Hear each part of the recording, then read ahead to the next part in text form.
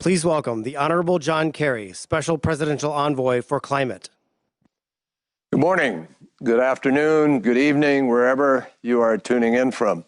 And welcome back to President Biden's Leaders Summit on Climate. We thank you to all of you who joined us yesterday and to all who participated on panels. Yesterday, we heard from heads of state, financial leaders from public and private sector, from ministers all across governments, and public servants at every level of society. The amount of action and commitments that we heard yesterday was frankly inspiring. I think it's fair to say there is a new beginning as the world is moving towards the actions necessary to keep 1.5 degrees as the limit on the warming of the planet. Governments and markets, we learned yesterday, are really tuning into the urgency. But more than that, they're recognizing the remarkable opportunity, the economic opportunity that we have here. And that's what today is about. The world's largest market in history is opening before our own eyes right now. And it's going to create millions of high-quality, good-paying jobs around the world, especially in countries that seize this agenda. Today is going to be about that vision. We're going to hear from governments, entrepreneurs, community and labor leaders about how they see the future. But before we dive in, I'd like to share with you a quick summary of discussions that we had on the margins of the summit. We had so many countries obviously wanted to be able to participate, but running a virtual summit encompassing 12 time zones is difficult, and it's clearly a challenge just to include the numbers that have been included directly in the summit itself. So we listened to, in 2 listening sessions, I heard from representatives of 63 countries at the ministerial level. We heard from oil-rich countries, biodiversity-rich countries, and from small islands and landlocked countries who face particular challenges. We had countries from every conceivable region of the world take part in these listening sessions: the Balkans, Scandinavia, Central Asia, the Middle East, South Asia, South America, West Africa, the Atlantic, the Pacific, the Indian Ocean, from Armenia to Zambia, literally. I left those roundtables, frankly, feeling excited, encouraged. On the one hand, many of the countries, as you can imagine, these are countries that produce less fractions of 1% of the emissions, but they are the greatest impacted by the effects of climate. And many of those countries express concern about the inadequacy of global action to date to meet the goals of Paris. Many noted that mitigation thus far has not been sufficient to keep us on track to hold on to a safe temperature. Many countries, including the most vulnerable, are already experiencing unprecedented impacts: floods, hurricanes, drought, fires, and more. And many, which was very encouraging, had extremely bold plans of their own to confront these challenges, but they lacked the capacity, they lacked the resources to be able to implement those plans. There is polite but obvious frustration that was manifested by many who have contributed so little to the crisis, but who have to deal with so much of the consequences. And at the same time, participants enthusiastically reported, one after the other, of the very significant and exciting measures that they're taking, efforts they're individually undertaking to tackle the climate crisis, even though, because of the fractions they represent, their best efforts are turned towards adaptation and resilience, because they can have a minimal impact on the mitigation, yet they are still engaged in mitigation. And I think we should all, the bigger nations, be inspired by their efforts. Many countries emphasized the critical role of COP26 in Glasgow, the critical role in keeping 1.5 degrees Celsius as the limit of the warming that we face. And because we know that we are already at 1.2 degrees, we have a very small margin to play with. Many of these countries reported that they have submitted or are working on enhanced NDCs. And I think every larger nation should be inspired by that. And many have adopted net zero goals. It was particularly interesting to hear how they are dealing with heavy industry, something we have not heard a lot about, but which is one of the toughest areas for mitigation. Many participants highlighted their national adaptation efforts, such as early warning systems, rapid response efforts, flood protection plans. But I'm sure as you hear me saying those things right now, everyone will say to themselves, is that really what they're reduced to? An early warning system, a flood protection, a response effort? Many of them are coordinating regionally to pursue shared interests. And many echoed President Biden's themes that action on climate is an opportunity for job creation, and that it is important to leave behind communities that are dependent on fossil fuels. Now, we have heard from a carbon negative country, countries that have successfully decoupled economic growth from carbon emissions. We heard from countries with extensive forest cover that offer themselves up with a nature-based solution. We heard from leaders in carbon storage, from countries issuing green bonds, and countries focusing on gender-responsive approaches and the participation of indigenous communities. And it should be inspiring to the major economies that many of these countries are, all of them, embracing passionately climate action, and they contribute far less than 1%, as I said a few minutes ago. Grenada reminded us that words are not enough, that the rule book being finished in Glasgow is not enough, that what is critical is the actions, the outcomes, particularly of the largest emitters in the world. We, all of us in the last day and a half, and now today, will be able to focus on real solutions to this challenge. And I'd close by saying that what came out of these conversations with the 63 nations not able to take part in this part of the summit was that they hear the language from leaders about an existential threat. And indeed, for many people on the planet today, the climate crisis is an existential threat. But they, like the young woman who spoke yesterday, know that we are not yet behaving as if it is an existential threat. That is the challenge of today. And the message that we hope leaps out from today's panels is that no one is being asked for a sacrifice. This is an opportunity for better health, for great jobs with extraordinary opportunities of the future to grow our economies, and to provide for much greater security for our nations. The roundtables contributed significantly to this sense of urgency. And it is a sense of urgency that really mandates that we raise our ambition as we head to Glasgow. I have the great pleasure now of introducing my friend Michael Bloomberg. During his career of private sector innovation and his public service as mayor of New York City and as a philanthropist, Mike recognized early on that tackling the climate crisis was going to require action from every level of society, from town halls to governor houses, C-suites to mom and pop shops. And when the previous administration withdrew the United States from the Paris Agreement and retreated from global leadership, Mike Bloomberg leaned in.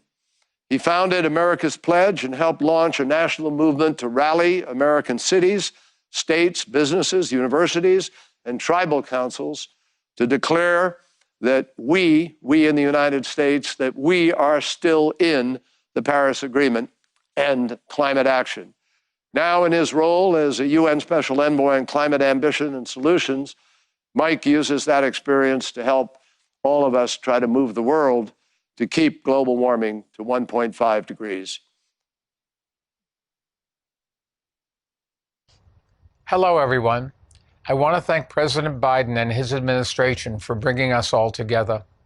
Let me also thank the national leaders taking part, including everyone who came to the summit armed with ambitious new goals for cutting emissions. The simple fact is, we can't wait for COP26 to take action. That's why this gathering is so important. We have a chance, right here today, to demonstrate what strong leadership really looks like. Yes, it's about setting ambitious goals, but it's also about bringing everyone from every part of the world together and working as a team to meet them, not just in government, but in the private sector too. Now, I want to emphasize something that I hear all the time from mayors and from CEOs too. They say, we're ready to do more. We want to do more, but we need more help. Sometimes they need more funding, sometimes they need more authority, and sometimes they need regulatory changes. You won't always agree with them, of course, but I urge you to listen to them, because if you look at the data, cities and businesses hold the key to defeating climate change. They are responsible for the vast majority of emissions, so helping them and incentivizing them to take action really is critical. The more action they take, the faster we can make progress. At Bloomberg Philanthropies, we've been working to help cities raise their ambitions and help spread solutions that work around the world. And our company has been working to help the market move more capital to green projects in every global region by bringing greater transparency to climate risks and opportunities. The Task Force on Climate-Related Financial Disclosures sets standards that help companies manage risks and that empower investors to direct more capital to companies that are leading the way. We can't beat climate change without a historic amount of new investment, and that will only happen if governments, investors, and business leaders have the information they need to make smart decisions.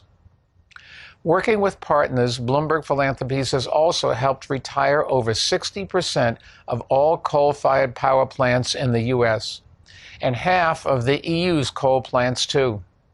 Coal plants are the single biggest contributor to climate change, and they spew toxic, deadly pollution into the air.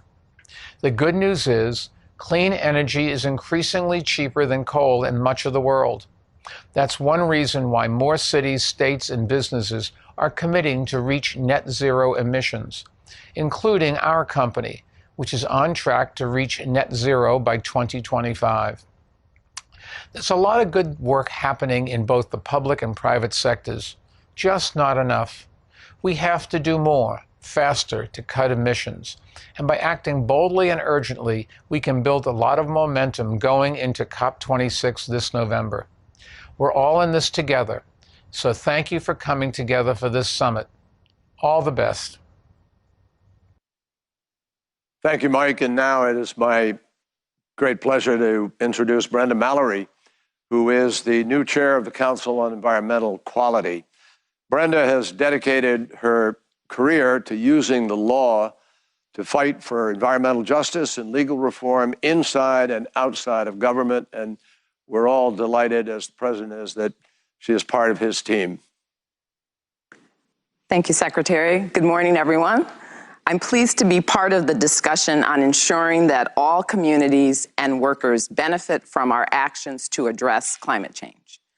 President Biden's approach to environmental justice is guided by a couple of core beliefs. First, that every single person has a fundamental right to drink clean water and breathe clean air. And second, that for too many people, we have failed to deliver those protections. This is true in the United States, but we know that it is also true in many other parts of the world. Correcting these historic wrongs is not going to be easy, and it requires a long-term commitment. But acknowledging a need for change is a critical first step. I was confirmed by the United States Senate just last week as the newest chair of the White House Council on Environmental Quality, but I've immediately gotten to work joining the rest of the President's team that has made environmental justice an everyday focus over the 3 months since his inauguration. There are 3 ways I'm going to be working every day to help the President achieve his environmental justice goals. First, I chair the White House Environmental Justice Interagency Council.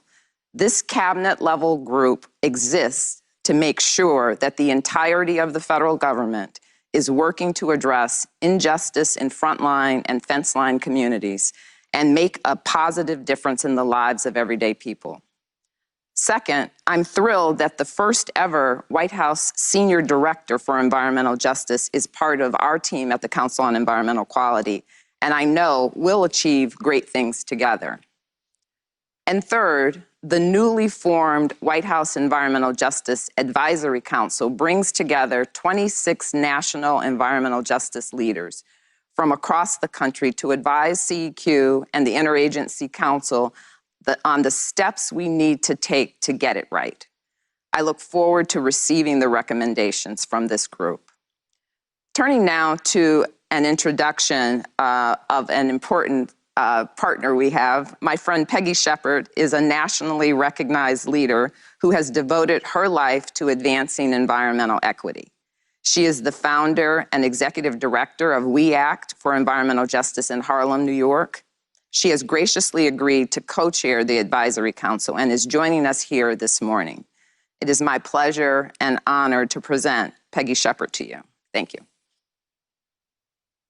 Well, good morning, Special Presidential Envoy for Climate Kerry and distinguished guests from around the world. Thank you, Brenda Mallory, for the kind introduction. Good morning to all of you who are present today for this historic convening. I'm Peggy Shepard, co-founder and executive director of We Act for Environmental Justice, based in Harlem, New York City, and I am proud to serve as co-chair of the historic and new White House Environmental Justice Advisory Council.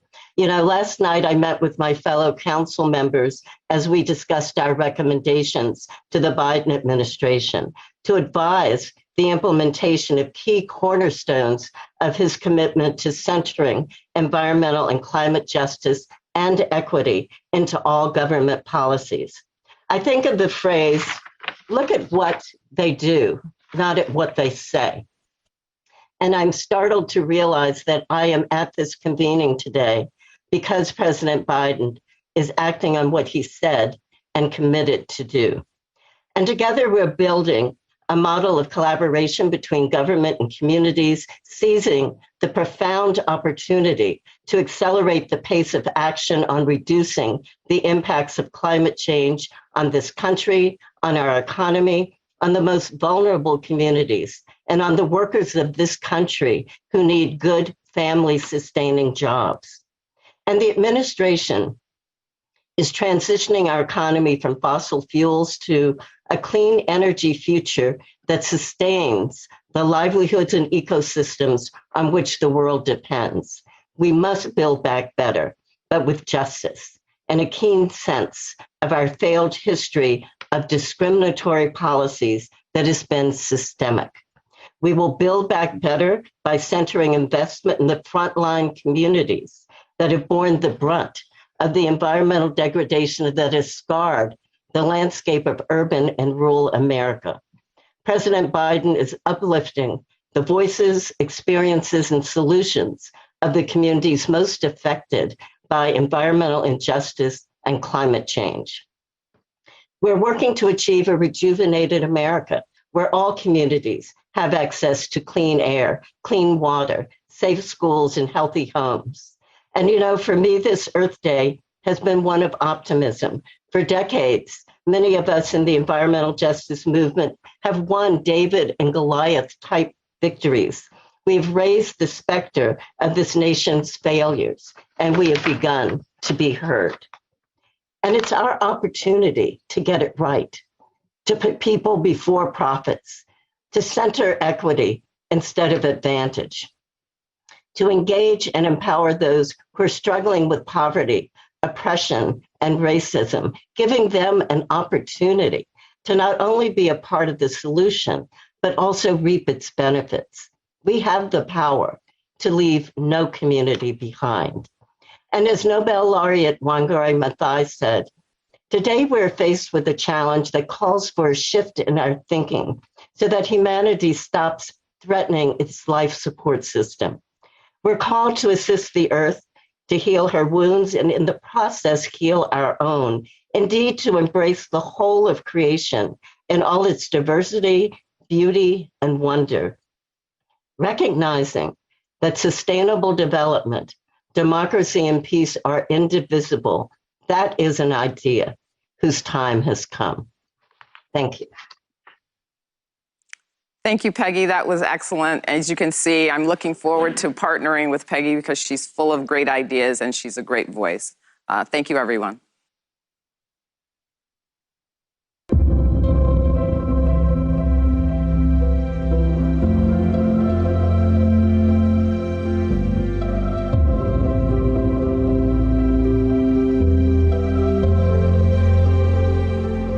How do we reach global net zero emissions? The path forward requires doing more of what we know works now, while investing in the critical technologies we'll need for tomorrow. Creating and scaling game-changing innovations that will enable 100% clean electricity, produce and use zero carbon fuels, decarbonize industry, aviation, shipping, trucking, build net zero communities, advance climate-smart agriculture, remove carbon dioxide from the atmosphere, and make us resilient. A better world is possible. It starts by investing in tomorrow's technologies today.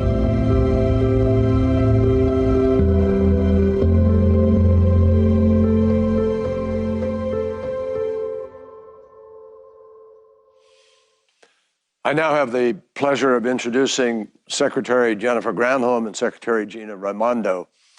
Jennifer understands on a personal basis the economic opportunity that climate action provides, and she may understand that better than a lot of other folks because her work as governor of Michigan and her work now as Secretary of Energy has centered on advancing the urgent climate agenda through the creation of high-quality middle-class jobs.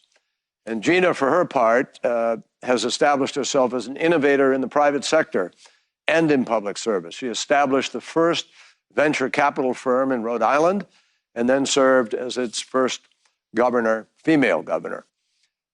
She's bringing the same entrepreneurial spirit to the Commerce Department now as secretary, and she wants that department to engage the private sector in the cause of tackling climate crisis.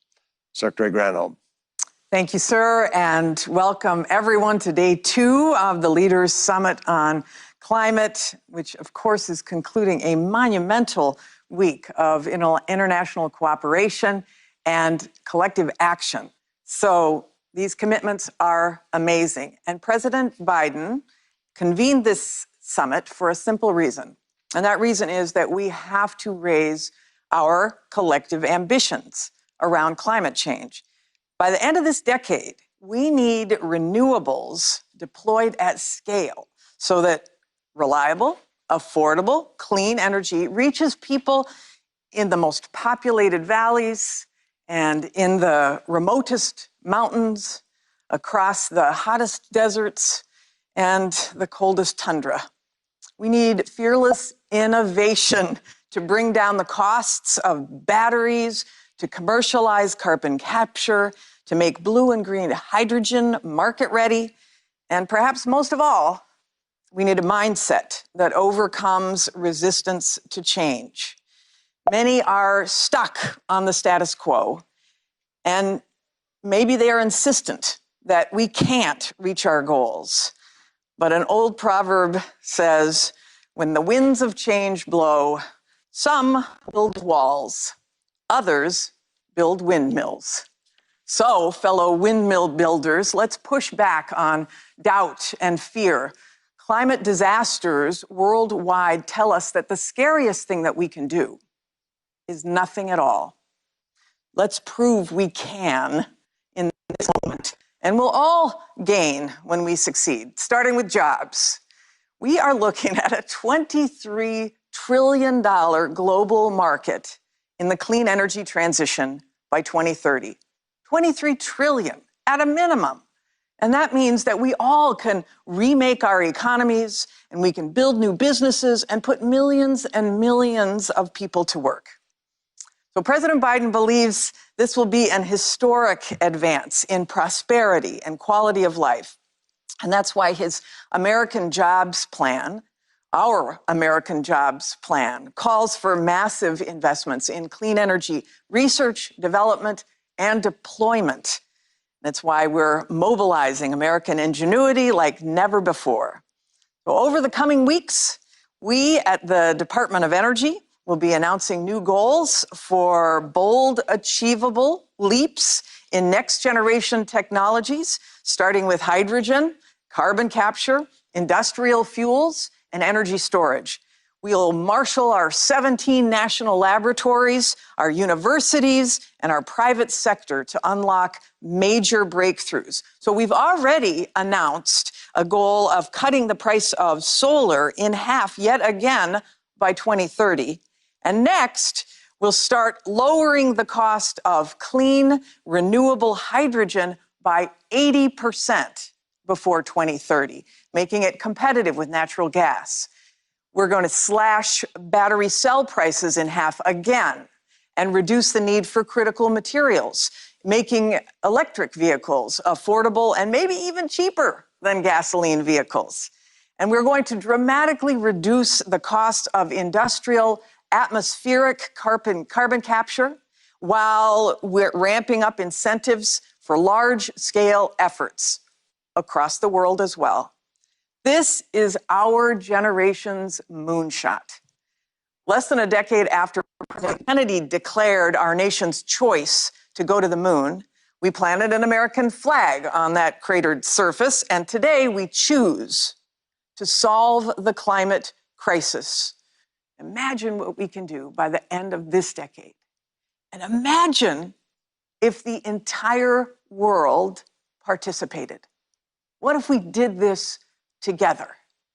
All of us. For too long, this climate conversation has been viewed as a zero-sum game, one of trade-offs, the climate or the economy. No longer. Going big on our ambitions means that we're going to create jobs for millions of people, construction workers, project managers, engineers, technicians, so much more. That means we can all do right by our people as we do right by the planet. We can lift up communities that have been knocked down. We can make good on moral debts owed to those bearing the burdens of fossil fuel pollution. This is an exciting moment.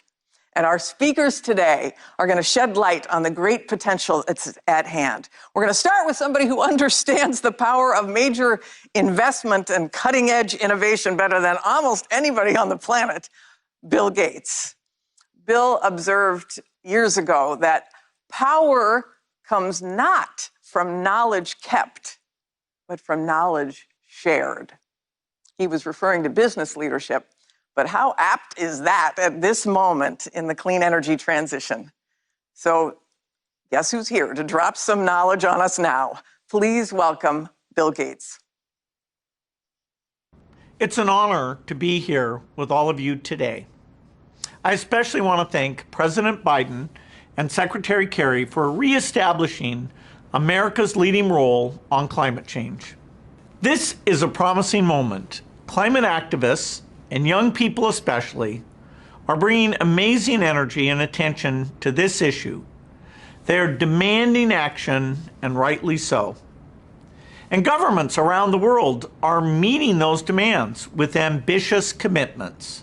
In Paris, 6 years ago, here today, and again in Glasgow later this year. But climate change is an incredibly complex issue, And using just today's technologies won't allow us to meet our ambitious goals. The reason is that almost all of our zero carbon technologies are more expensive than their fossil fuel counterparts. To provide all the benefits of the modern lifestyle to people around the world, we need new zero carbon products that are just as affordable, that have what I call a green premium of zero. Now, it will be hard to create those products, but we can do it if we invest in innovation and build the infrastructure for the transition to a clean economy. This will require doing three things at once. First, we need to develop and deploy breakthrough technologies that allow us to eliminate emissions throughout the physical economy. Second, we need to tap the power markets to fund and deploy these innovations, for example, by finding creative ways to finance technologies and by leveling the playing field so they can compete with fossil fuels. Third, governments and corporations need to adopt policies that will make it faster and cheaper to make the transition, and leaders will need to reward those who take difficult steps. To accomplish these three things, international cooperation will be essential.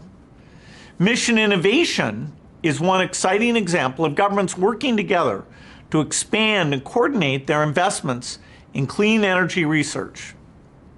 I'm also working with partners on an exciting new program we call Breakthrough Energy Catalyst. It will raise money from governments, philanthropy, and companies to make the large capital investments needed to bring down the cost of emerging technologies. By taking steps like this to create the financing structures that will allow green products to succeed, we can build new industries and companies that support communities around the world with good jobs while making the transition to the clean economy. I hope to work with many of you here on this endeavor. Finally, even as we accelerate innovation to reduce climate impacts, we have to address the climate impacts that are going to come because of the heating that's already taken place. This means accelerating agricultural innovation so that subsistence farmers can withstand the shocks that come with more unpredictable weather. The UAE, United Kingdom, and United States are announcing a new initiative on this topic today, and they're inviting other countries to join their growing coalition in support of these goals. If we take all these steps together, I believe we can avoid a climate disaster. Thank you. Well, thank you, Bill, for recognizing the urgency of the moment and for answering this call to action. We are so fortunate to have you as a warrior in this fight with us. So as we create these new energy technologies, the Biden administration is committed to helping every country embrace them. So over the course of this week, we announced several new collaborations with our international partners. On Wednesday, we joined the United Kingdom and others to launch the Global Power Sector Transformation Consortium, which is there to help power system operators around the world increase renewable energy capacity and to decrease energy waste, all the while keeping the lights on. We also unveiled the responsible use of small modular reactor technology, also known as FIRST, and that supports our international partners in harnessing advanced nuclear energy. And then to move decarbonization forward in the industrial sector, we have joined LEAD IT, which is the leadership group for Industry Transition Initiative that's led by Sweden and India. We're also thrilled to announce our plans to host the 2022 annual meetings of Mission Innovation and the Clean Energy Ministerial in the United States. We started those two great partnerships under President Obama to engage over 30 of our partner countries involved in clean energy innovation. And today, we're saying to everyone that we are firmly back. So our commitment to international collaboration animates this summit too, obviously. Today we're going to hear from 6 heads of state from countries that have been world leaders in specific clean energy technologies. So they're going to tell us how they built these new industries. They're going to tell us what rewards they now enjoy. First, I would love to introduce Prime Minister Metta Frederickson of Denmark. The Danes obviously pioneered the wind industry, starting with onshore capacity and more recently moving into offshore. Wind is a core component of their transition away from fossil fuels, and we're so glad to have this longtime global leader in clean energy technology represented today. Welcome, Prime Minister. Thank you so much, Mr. President, Excellencies, ladies and gentlemen. Imagine that you are flying across the North Sea. Hundreds of wind turbines appear on the horizon. As you get closer, you spot an island creating clean electricity, clean fuels, green innovation for millions of European households. That's our Danish vision of the world's first energy island. And it's not just something to imagine. Denmark will soon make it a reality. Already today, almost 50% of Denmark's electricity is powered by wind. And we have plans to build even more. Up next is turning green electricity into green fuels. This will solve major challenges for all of us. Emissions from trucks, planes, and ships. And it will also create a lot of new jobs, plenty of green jobs, offshore, onshore, in ports, in test and research facilities, in industry. We will leave no one behind.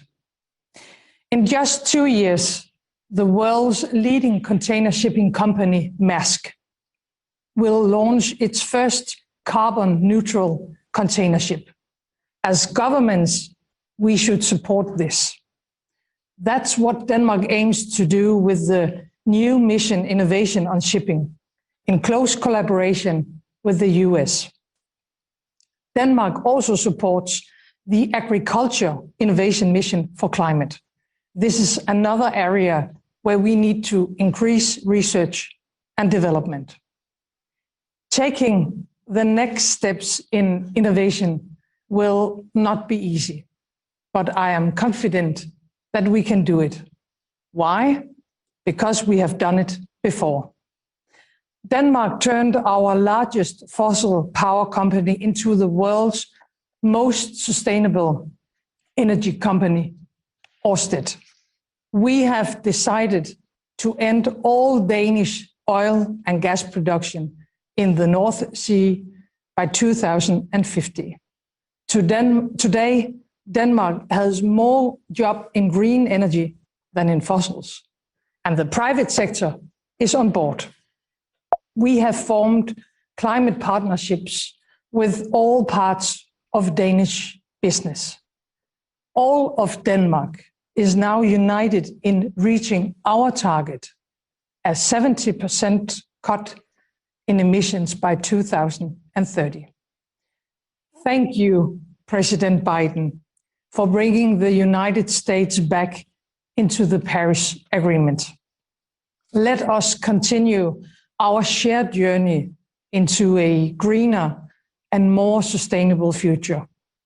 I can assure you that we in Denmark stand ready to do our part.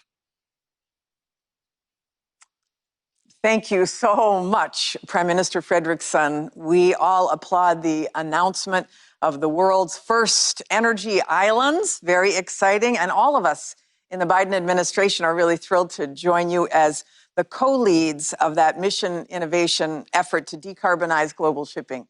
Bravo. So it's now my pleasure to introduce His Highness Sheikh Mohammed bin Rashid Al Maktoum of the United Arab Emirates. Welcome, Your Highness. فخامة الرئيس جو بايدن، أصحاب السمو والفخامة والمعالي السيدات والسادة، السلام عليكم ورحمة الله وبركاته. أود في البداية التوجه بالشكر لفخامة الرئيس جو بايدن على دعوته. I would like to thank President Biden for his kind invitation to participate in this important summit to discuss the challenges of climate change and to consider how we can turn it into future opportunities for the next generation.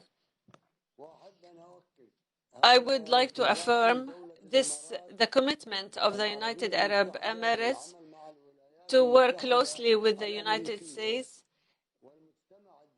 and the international community and the private sector,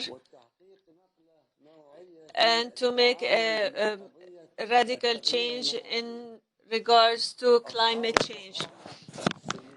Mr. President, Your Excellencies, ladies and gentlemen, although the United Arab Emirates is one of the largest oil exporting countries in the world, we have made a strategic decision 15 years ago to invest in renewable energy and in low carbon technology. Today, we operate two of the largest solar plants in the world, and they're among the largest in the world. And we decided to establish a third plant that would be the largest independent solar plant in the world. We in the UAE today host the International Renewable Energy Agency, and we also invested successfully in 70 countries in renewable energy projects around the world by providing concessional loans to these countries, because we believe that this type of renewable energy represents the best future for humanity.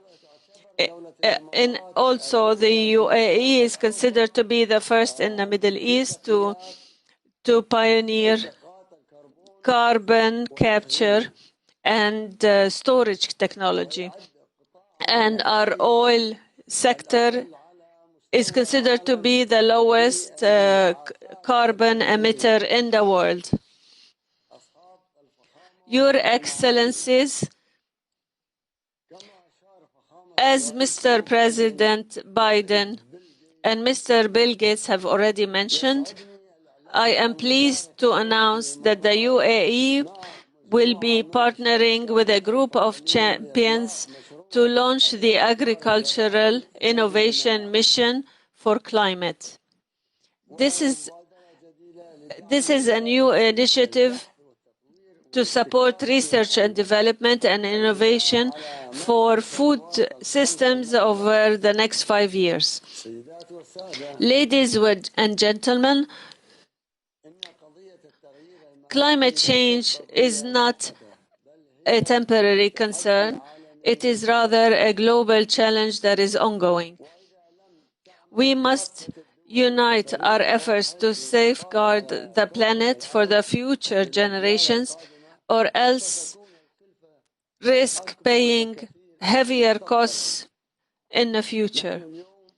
Today, we are before a new global opportunity under the leadership of President Biden, and we join our hands to work together to unlock the major opportunities born out of this pressing challenge of climate change. Thank you, and peace be upon you. Well, thank you, Your Highness. Agriculture is, in fact, such a critical piece of the climate action puzzle. So the United States thanks the UAE for accelerating the research and development necessary to lower emissions from that sector. And The United States is proud to join you as an inaugural member of the Agricultural Innovation Mission for Climate Initiative. And we also, by the way, very greatly value the UAE's partnership through the Clean Energy Ministerial as we work to raise gender diversity in clean energy professions. So now I would like to introduce Prime Minister Bibi Netanyahu. Israel has been, as we know, a global leader in technology innovation, and clean energy is certainly no exception. Not only has Israel developed critical technologies for climate change mitigation, they're also showing us how to build resilience against impacts like water scarcity. Their focused investments in Israel have actually, by showing us, lowered the costs of climate action for countries all over the world. And through collaborations like the U.S.-Israel Energy Center, we hope to drive that progress even further. Welcome, Prime Minister Netanyahu. I thank President Biden and his team for hosting this important virtual summit. I've known President Biden for some 40 years. I know the strength of his commitment for stronger action on climate. This is a commitment we in Israel fully share. I pledge to reduce Israel's carbon footprint and to completing a successful transition from fossil fuels to renewable energy by 2050. We've already made crucial progress in two specific areas. In coal, we've substantially reduced our dependency. In fact, Israel is a global leader in cutting coal consumption. By 2025, that's 4 years from now, barring unforeseen circumstances, Israel will no longer be burning coal, period. In solar energy, over the last 5 years, we've increased our generation from 2% to almost 10% this year. And we're committed that by the end of this decade, renewable energy will be providing over a third of Israel's electricity. The challenge we still face is solar energy storage. My government is working to overcome this challenge and make Israel a global leader in energy storage. This will enable us to revolutionize our use of renewable energy. Hundreds of Israeli startups are working on this project and on related issues. These companies have already received billions of dollars. They'll receive more, because I'm convinced that Israeli science and Israeli ingenuity will enable us to play our part in the global transition to a net zero carbon economy. In water, too, Israel is making a big difference. We've shown the world how to use water more efficiently in agriculture through pioneering developments in drip irrigation, hydroponic agriculture, and the use of artificial intelligence. Israel is a world leader in water purification and recycling, as well as in desalination. About 93% of Israel's wastewater is purified, and 86% is recycled for use in agriculture. These are very big numbers. And cooperation in the fields of water and renewable energy are also an integral part of our new cooperation with the UAE and Bahrain. So not only are we working to end dependency on fossil fuels and finding solutions to the climate crisis, but we're helping to cement Arab-Israeli peace. And that bodes well for the entire region, for the entire world. Thank you. Well, thank you, Prime Minister Netanyahu. Very encouraging. I'm now very pleased to introduce President Uhuru Kenyatta of Kenya.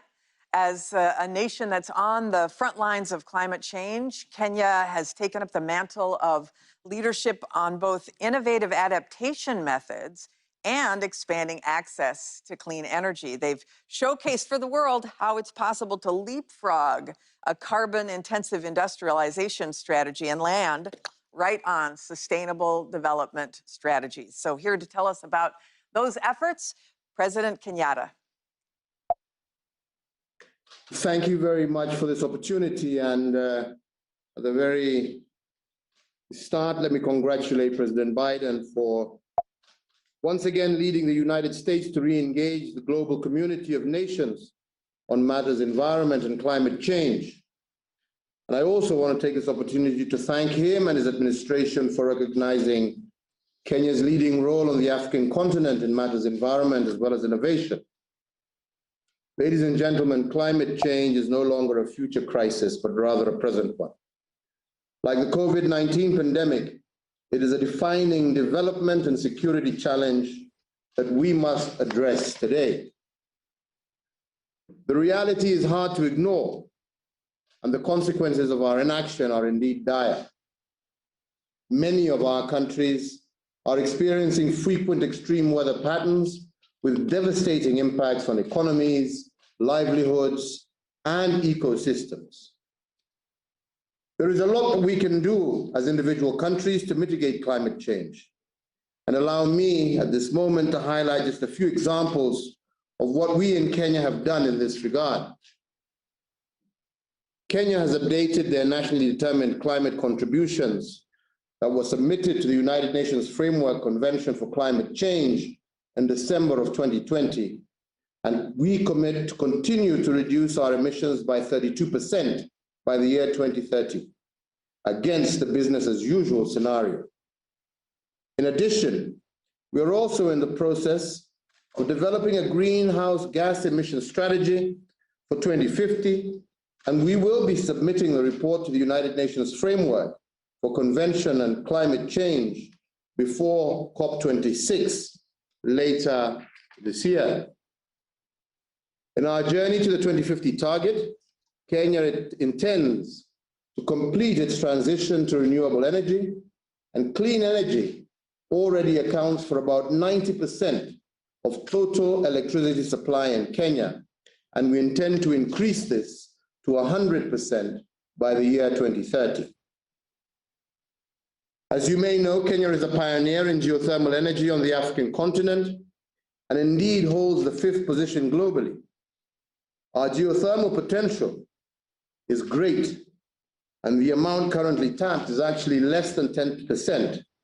And this presents huge investment opportunities across the technology value chain, as well as huge opportunities for employment of young Africans across our country.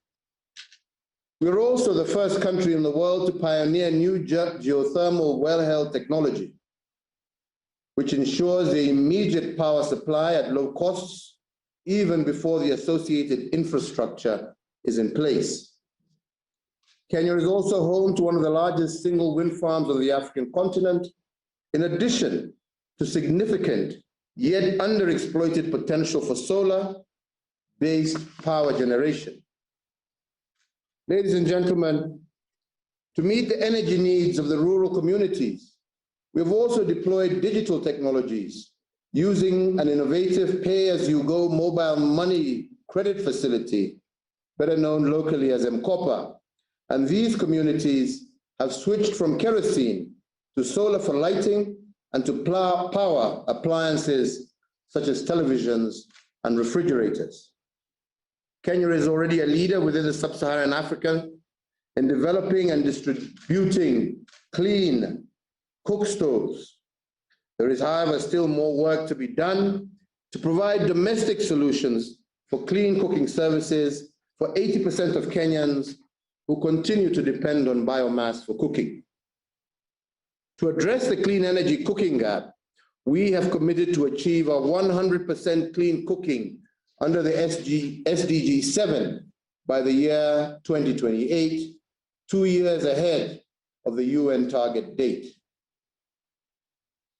To promote innovation, our institutions of higher learning and research have established climate technology incubation centers. And we are also working closely with business leaders as well as the academia to develop appropriate, sustainable waste management and circular economy innovations. Let me conclude by also taking this opportunity to raise a concern regarding financing. Most developing countries are struggling to finance climate mitigation and adaptation actions. A recent UN adaptation gap report estimates that the current annual adaptation costs in developing countries to be about $70 billion US, and this is expected to rise to about US $140 to 300 billion by the year 2030 if no action is taken today. We therefore need to increase our ambition at 2 levels.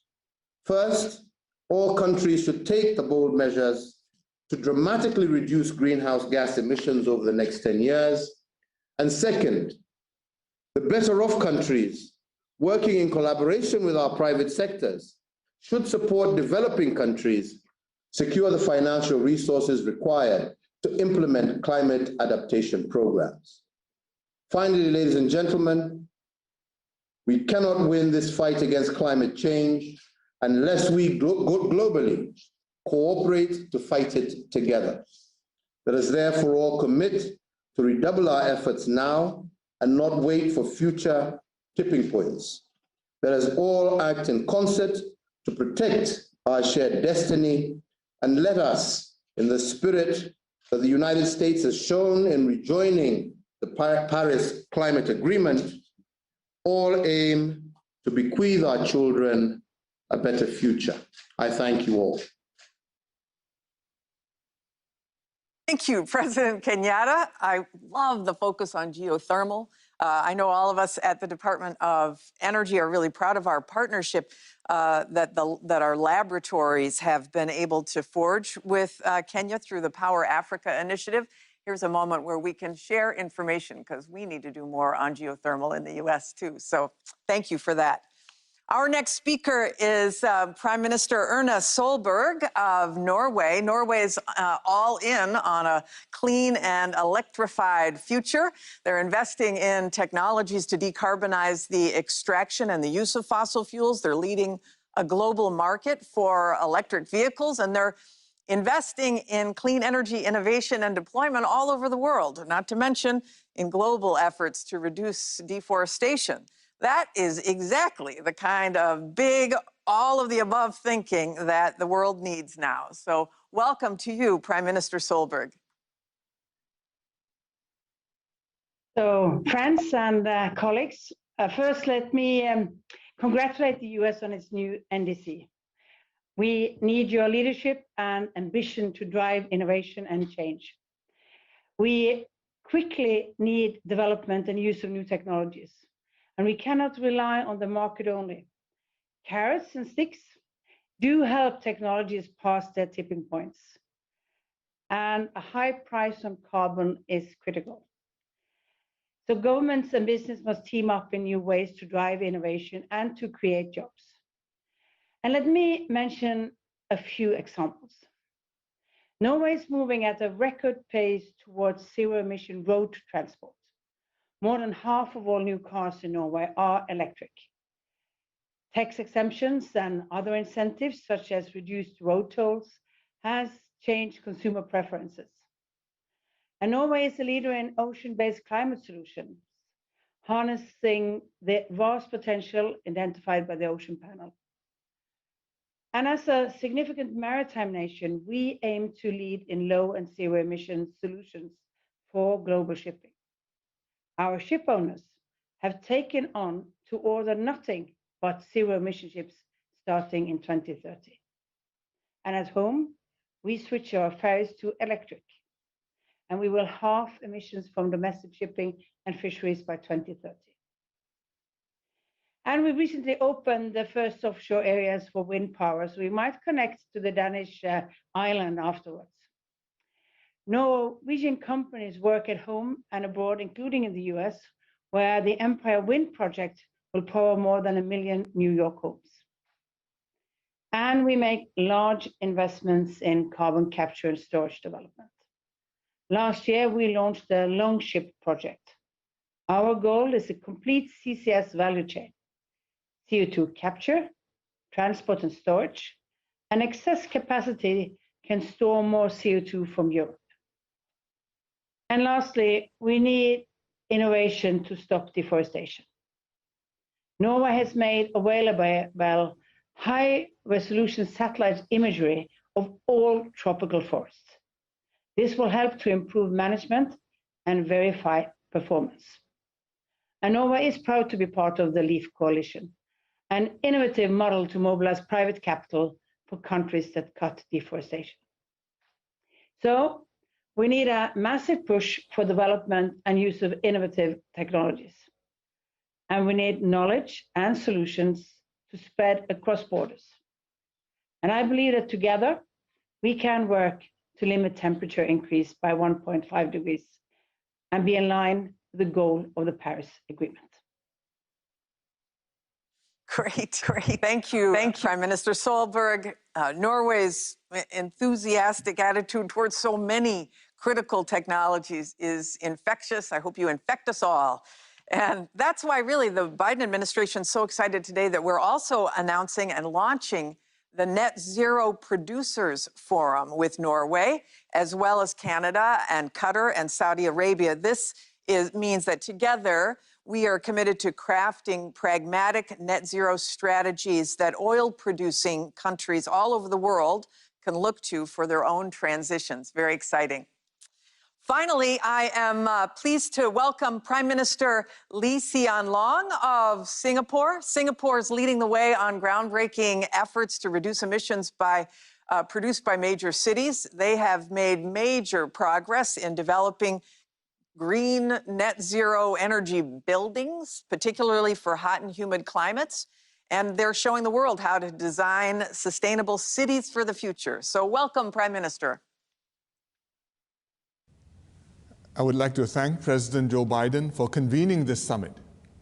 It's a welcome signal of U.S. leadership and commitment to a multilateral climate solution, underlined by the U.S. rejoining the Paris Agreement. Although Singapore is a small island state, we will contribute our share to the climate agenda. Singapore was among the first 20 countries to submit our long-term strategy to the UNFCCC. This year, we launched the Singapore Green Plan 2030, our roadmap towards sustainable development and net zero emissions. Our strategy goes beyond meeting emission caps or implementing our carbon tax. To overcome our small size and lack of resources and achieve our emission reduction goals, Singapore must also innovate and use technology extensively. For instance, we have very limited renewable energy options. Nevertheless, we plan to quadruple solar energy production by 2025. We are opening one of the world's largest floating solar energy systems, which will offset 33,000 tons of CO2 annually. Another major concern for our compact and dense city is rising urban temperatures. To moderate this, we are using computer modeling for more climate-responsive urban design, experimenting with special cooling paint on buildings, and planting 1 million more trees. As a financial hub, Singapore can help the global push for sustainability through green finance, fintech, and capability building. We've launched a $2 billion Green Investments Program. This will support the development of carbon trading and services, sustainability consultancies, and environmental risk management. One promising area is emissions verification, including using new technology to measure the carbon footprints and monitor abatement commitments of businesses. Singapore is happy to share our experience in all these areas. We've incorporated climate and sustainability in the Singapore-US Third Country Training Program. And as country coordinator for ASEAN-US Energy Cooperation, we will work closely with the US to support our region's clean energy transition. We look forward to working with the US and all countries to build a sustainable future. Thank you. Well, thank you, Prime Minister. Singapore is certainly pushing the envelope in fascinating directions, from computer modeling for urban design, new technologies for emissions verification, all sorts of great stuff. But what's clear from these 6 heads of state is that there is really tremendous opportunity for investments in a broad range of clean energy technologies, not only to mitigate emissions and adapt our society to climate impacts, but to also boost our economies and create good-paying jobs for our citizens. I do want to thank each of our guests once again for highlighting these impressive technologies and investments that your countries are making in these technologies to inspire us and hopefully share with the world, for your commitment to spreading those technologies so we can all rise to this challenge of climate change together. And now it is my great pleasure to turn this over to my friend, Secretary of Commerce, Gina Raimondo, for a look at the massive economic opportunity of the new energy economy, with help from speakers representing the private sector and civil society. Secretary Raimondo. Thank you, Jennifer. Good morning, everybody. Like Jennifer, I'm a former governor of the state of Rhode Island, and I am President Biden's Commerce Secretary. And as Secretary Granholm said, we all are tired of the old view that we have to make a trade-off between jobs and the environment, meeting the needs of climate and the economy. And so as the Commerce Secretary, I am joining forces with all of you to show leadership in our commercial sector as we look to the private sector for innovations, as we've all been talking about, and new technologies that are necessary in order for us to continue to move forward in our fight against climate change. It's been amazing to listen to what is happening all around the world, and it is thrilling to be here on President Biden's team to be leading again with all of you in the world on climate. Raising our innovation ambition is going to be what makes it possible to raise the world's climate ambition. And that is what today is all about. And government cannot do it alone. We need the private sector. We need private sector innovation. We need entrepreneurialism. And we need academic research and academic research institutions to play a huge role in uncovering and developing new technologies and innovations, investments that can unlock massive economic opportunities as well. Already in 2020, global investments in clean technologies crossed the $500 billion mark. And in the coming decades, the new energy economy will open multi-trillion-dollar markets for clean technologies, especially driven by fast-growing emerging economies.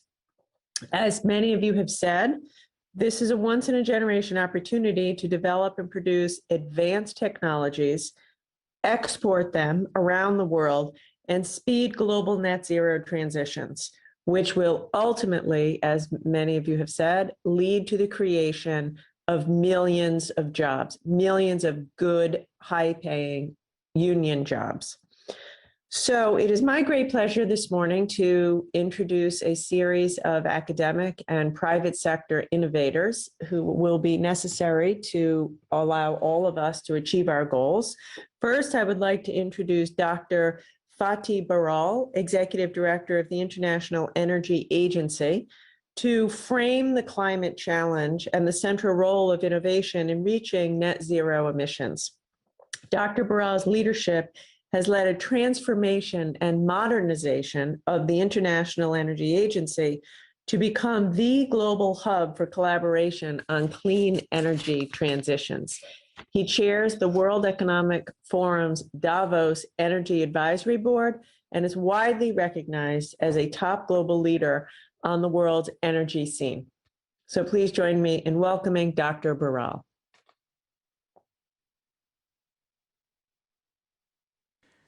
Distinguished guests, I would like to commend President Biden for convening this summit within 100 days of taking office. And I welcome the commitments to reduce emissions announced by so many countries. It is clear that the level of commitment to fight climate change has never been higher. This is excellent news. But I will be blunt. Commitments alone are not enough.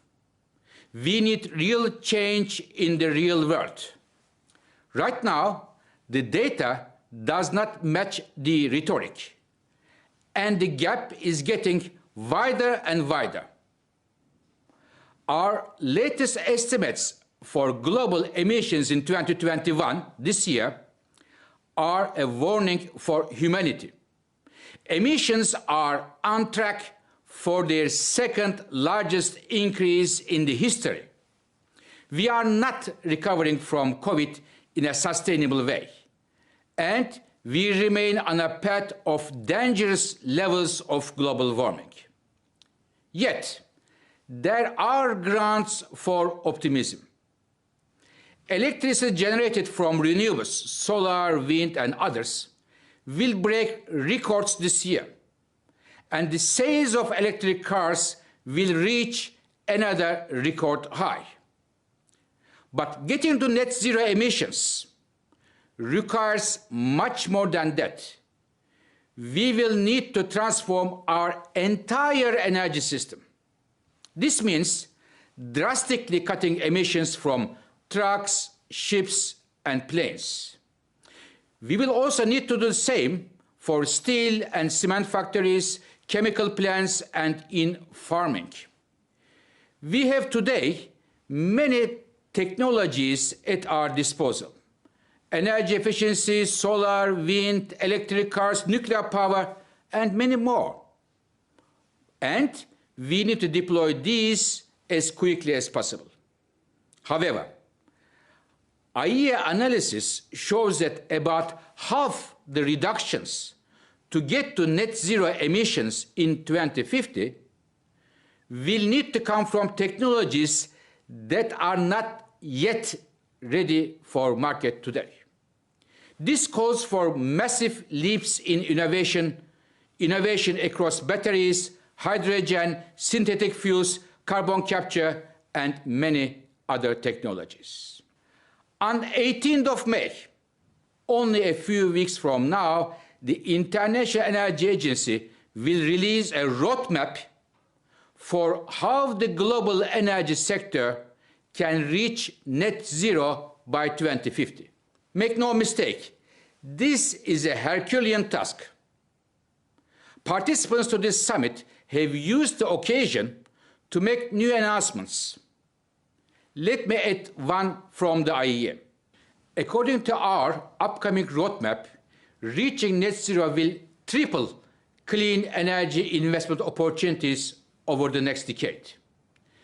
This will generate millions of well-paid jobs and create the industries of the future. But our priority is to make sure these benefits reach as many people as possible. Ladies and gentlemen, we need to work all together to achieve our goals and create a better future for all of us.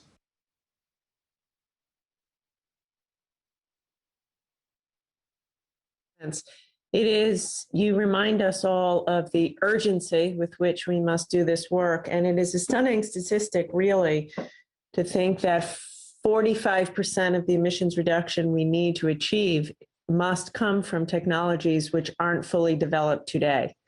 So it's really a call to action for all of us and the innovators in our country to continue to push as it relates to new technology and innovation.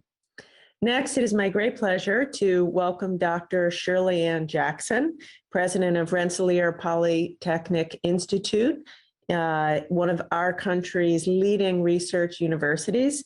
Dr. Jackson, a particle physicist, has served as the chair of the Nuclear Regulatory Commission and as a top scientific advisor to President Obama, who awarded her the National Medal of Science. She serves on the board of the Nature Conservancy and has had a truly extraordinarily distinguished career. So please join me in welcoming Dr. Jackson. Thank you, Madam Secretary. It is a great honor to contribute to this summit. Universities such as Rensselaer Polytechnic Institute are crucial in developing and incubating the new technologies required for a net zero world. Nature has had billions of years to perfect the conversion of light into usable energy. At Rensselaer, we are reimagining photosynthesis, building on advances at the intersection of biotechnology and materials science to develop engineered photosystems. We envision using lipid nanoparticles, such as those used today to stabilize mRNA for vaccines, as a matrix for biomimetic components, able to generate hydrogen or capture electrons for electricity, or fix atmospheric CO2 for the production of carbon-neutral fuels and chemicals. In energy storage, our researchers are looking beyond lithium to the use of more earth-abundant materials such as magnesium, potassium, calcium, or sodium, and using novel self-healing electrode designs to develop low-cost, safe, energy-dense, sustainable batteries. However, there is no innovation without innovators. Universities play the crucial role in educating the next generation of talent.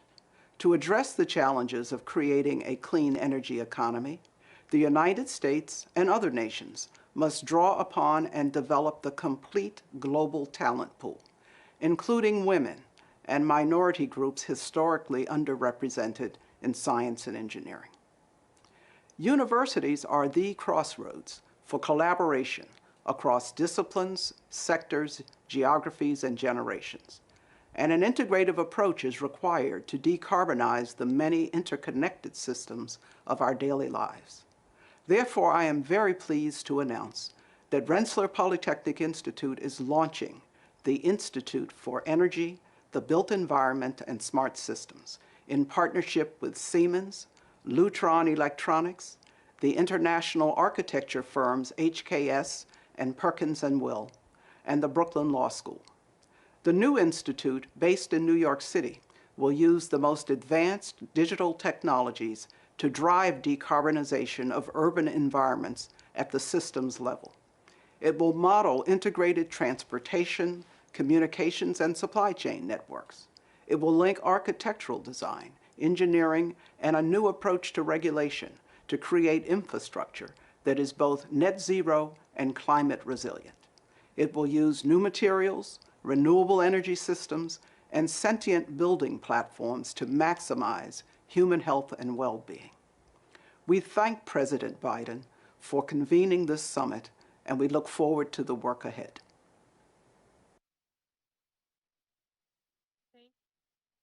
On your new institute. That's amazing. It's exactly the kind of research that's going to move this work forward. And we're thrilled that you are making this announcement at President Biden's summit this week. It's fantastic, and thank you for being with us. So now we're going to hear from some leaders focused on decarbonizing specific sectors of the economy, starting with renewable energy for the electricity sector. I'm very pleased to welcome Dr. Danielle Murfield, who's with us this morning. She is the Chief Technology Officer of GE Renewable Energy, which is, of course, a leading U.S. company that invests in the next generation of clean technologies and obviously creates many jobs in the process of doing that work. Danielle is a member of the National Academy of Engineering. Dr. Murfield leads research and development at GE into exciting clean energy technologies such as offshore wind and energy storage. And on a personal level, when I was the governor of Rhode Island was home to America's first offshore wind farm, and we had the great pleasure of working with GE in doing that. So please join me in welcoming Dr. Murfield. I'd like to start by thanking the Biden administration for convening this important summit, for its commitment to decarbonizing our energy sector, and for its strong support for innovation. The administration's right to focus on innovation as a key part of the solution to address climate change. From our founding, innovation has been the lifeblood of GE. That history of innovation led us to develop technology that delivers 1/3 of the world's electricity today. Innovation is key to our shared success. So we invest $1.5 billion annually in energy-related R&D, including at our Global Research Center in upstate New York, which is focused on breakthrough technologies. And across GE, we appreciate that success requires partnership. We're proud to collaborate with the Department of Energy, our national labs, and universities across the country to support innovation for the energy sector. Innovation in power generation and grid operation is enabling solutions to lower greenhouse gas emissions and secure a path to a low-carbon future. One example is GE's Haliade X, the world's most powerful offshore wind turbine in operation today. Just one rotation of its blades can power a home for 2 days. It will power the world's largest offshore wind farm in the UK and some of the first big offshore projects here in the US, including Vineyard Wind, which has already benefited from the improved permitting process under this administration. The Haliade X is complemented by our global onshore wind development efforts, where we've driven innovation for the US market as the largest supplier of onshore wind turbines in the country. We've commercialized new digital technology to optimize performance and even coupled renewable energy farms with energy storage to supply power when it's most needed. We're also pursuing innovative breakthroughs for the future. This includes partnering with the Department of Energy to pioneer manufacturing techniques, such as 3D printing of wind blades and towers to reduce logistics and materials costs, as well as developing superconducting generators for offshore wind that will help us generate even more power offshore. And unlike conventional generators, these don't require rare earth materials, helping secure our energy supply chain. Beyond generation, we're also working on innovative solutions for digitizing and modernizing the grid to ensure reliable delivery of electricity with improved security and lower operational costs. We know that for innovation to succeed, we must promote diversity in our thinking and ensure we tap the thoughts of many communities. To that end, the GE Foundation, our independent charitable organization, is announcing a commitment of up to $100 million to increase the diversity of young people in engineering. This program will provide underrepresented students hands-on exposure to engineering concepts and careers and ultimately award scholarships, developing the next generation of engineers focused on building a world that works. We look forward to partnering with the countries and customers represented here at the summit to support the energy transition and transform our global energy sector together. Thank you. Thank you. And thank you to GE for your leadership. It is exciting to both innovate, create jobs, meet the needs of climate change, and move towards a more equitable workforce by providing opportunities for a diverse workforce. So thank you. In addition to producing renewable energy, a net zero transition will require transporting that power and using it across the economy, as we've heard from many of the world leaders this morning. We'll need to start building smart electrified systems all over the world. So I would now like to introduce Audrey Zeibelman, from Alphabet's Moonshot Factory.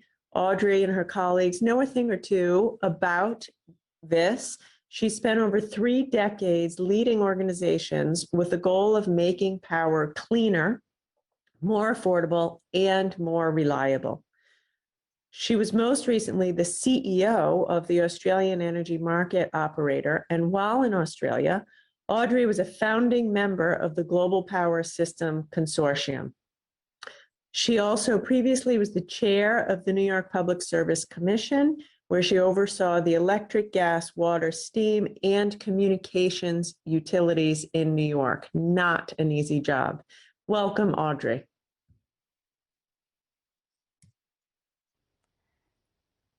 Thank you. President Biden, Special Envoy Kerry, Secretary Armando, Secretary Granholm, and honored guests. It's an honor to be here today. As we all know, to achieve our carbon reduction targets, we must provide people worldwide with access to clean, affordable, and reliable electricity. As a 30-year veteran of the electric industry, today I'd like to talk about the vital role technology innovation and broad sector collaboration must have in achieving this goal. What most people don't understand is that the power system only works if the supply of electricity balances with the amount being used every moment of the day. This has always been a difficult engineering challenge, but it's becoming even more so as we decarbonize the grid.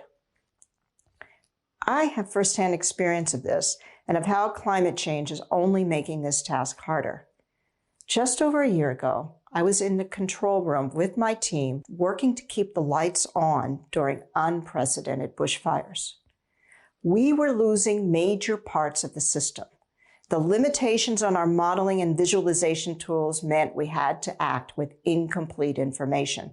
Because it was all they had, our engineers relied on experience rather than accurate data to make critical decisions. We were successful. However, As we know from recent events in Texas and in California, this is not always the case. The greatest fear of an operator is the inability to keep the power on, especially when our communities are most vulnerable. It is possible to run reliable power systems on renewables, but we urgently need smarter investments and better software to make it work. That's why last year, Australia and other leading system operators formed the Global Power System Transformation Consortium, or the GPST. The GPST is designed to direct and combine research efforts and to share our learnings worldwide, especially with developing nations. I'm honored to formally announce today that the United States and the United Kingdom are joining the GPST, and grateful that U.S. Secretary of Energy Granholm and UK BEIS Secretary of State Kwarteng helped us launch the GPST consortium formally. I believe so strongly in the importance of integrating cutting-edge technology into grid design and management. I left the energy industry to join X, Alphabet's moonshot factory, to lead their moonshot for the electric grid and be a part of Alphabet's industry-leading work to combat climate change and build a greener economy. Our team has been working with partners to develop the tools required to move our grids out of the industrial age and into the age of intelligence. I look forward to working with GPST members, governments, and industry leaders to make the moonshot of a clean, affordable, and reliable electricity system worldwide a reality. Thank you. Thank you, Audrey. Thank you for that terrific presentation and your exciting announcement about GPST. And thank you for reminding us of the very real and dangerous consequences of not doing this work and not innovating with urgency. So last but absolutely not least, it is my great pleasure to introduce Anna Borg, who has a long and distinguished career in the energy sector. Anna is the president and CEO of Vattenfall, a Swedish multinational power company, which has been a leading innovator in using green hydrogen to decarbonize highly emitting industrial processes. Prior to that, she was the CFO of this company, and as I said, has a long and distinguished career in the energy sector. Welcome, Anna. Thank you, Secretary, for the nice introduction. Thank you, President Biden and Secretary Kerry, for your leadership. With the United States now re-entering the global climate arena and the Paris Agreement, you can count on Sweden as a partner in this critical work. It is encouraging to hear that the United States is now joining the Lead It initiative. Vattenfall is one of the largest energy companies in Europe, with its origin and base in Sweden. A few years ago, Vattenfall embarked on a journey with a goal to enable fossil-free living within one generation. This is not our sustainability strategy, it's our business strategy, and it is sustainable. We are not just phasing out fossil emissions from our own operations, we are working in close partnerships with our customers to help them do the same. We have more than 100 years of experience of innovation and a large and growing portfolio of sustainable and fossil-free electricity. We believe we can drive innovation through electrification. 5 years ago, building on the Swedish heritage of cross-industry innovation, we began a partnership with leading mining and steel companies, LKAB and SSAB. Together, we created Hybrid, with the aim of producing the world's first fossil-free steel. The key is to replace the coal used in the existing steel-making process with hydrogen produced using fossil-free electricity. This is the biggest shift in steel-making industry in 1,000 years. Together, we have built a pilot plant in the Swedish town of Luleå, and this year it will produce the world's first fossil-free steel. Right now, we are taking the next step, a demonstration plant for large-scale production of iron sponge. This is no longer a vision, it's happening, and it has the potential to change the world. Hybrid is not the only initiative emerging from Sweden. There is a growing industry cluster around mining, steel, and new energy-intense businesses like battery production for electric cars. One of the main problems now is finding all the people needed to work in these industries and projects. The current technology development is dramatically driving costs down for CO2-free technologies. The single most effective tool in this transformation in Europe is the fact that there is a price for emitting CO2. This drives innovation. Vattenfall is partnering up to decarbonize also other sectors like refineries, transportation, mining and chemical industry. I commit to make sure that Vattenfall meets the targets in the Paris Agreement by phasing out fossil emissions from our operations and by enabling our customers to do the same. Transforming into a sustainable business is not only possible, it is the way to have a competitive edge in the future. And the future is not happening in 2050. All of us are creating it here and now. Thank you. Thank you. Thank you, Anna. Vattenfall is doing amazing work.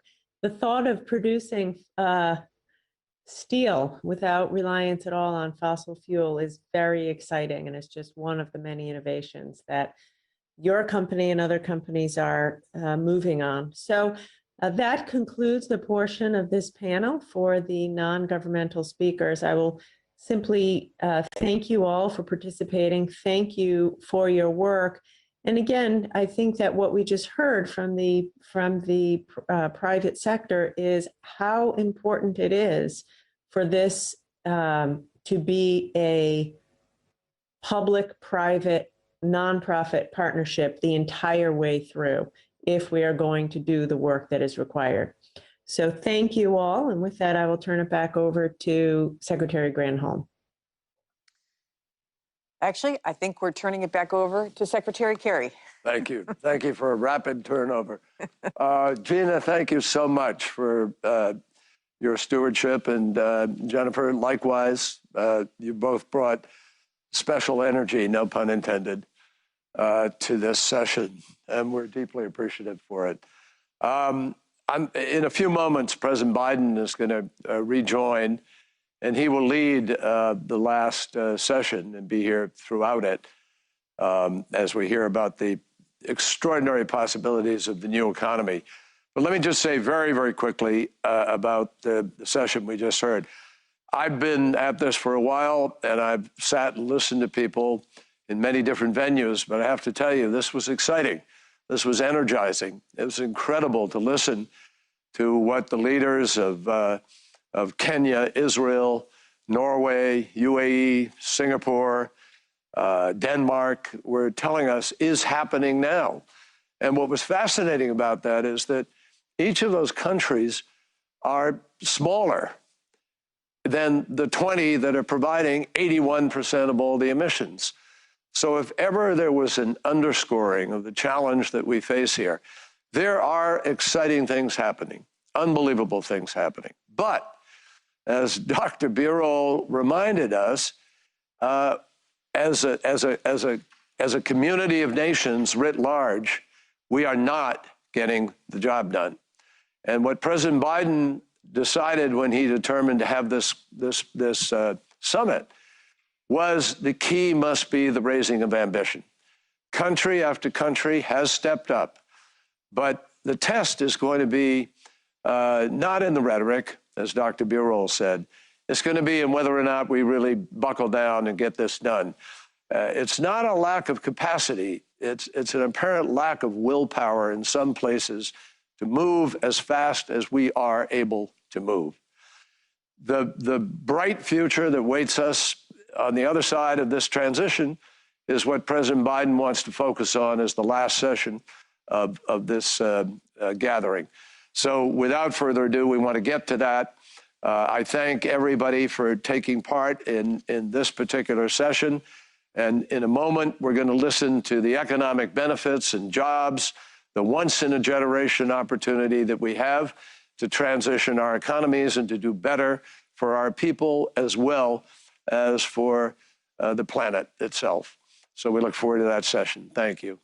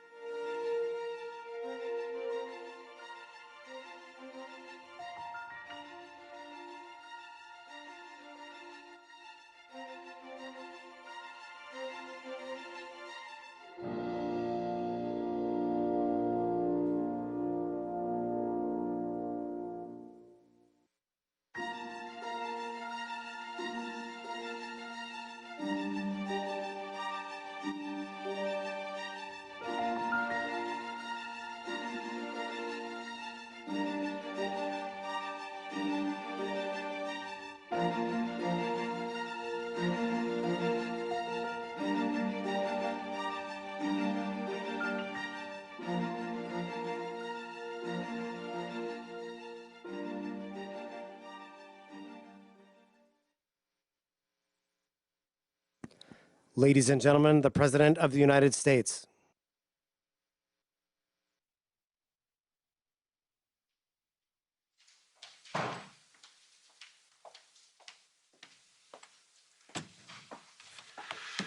Well, welcome back. And thank you all again, all the world leaders who've joined us. Thank you for joining. And John, thank you for putting this together. We've made great progress, in my view, so far. I'm grateful to all the leaders who've announced new commitments to help us meet the existential threat of climate change.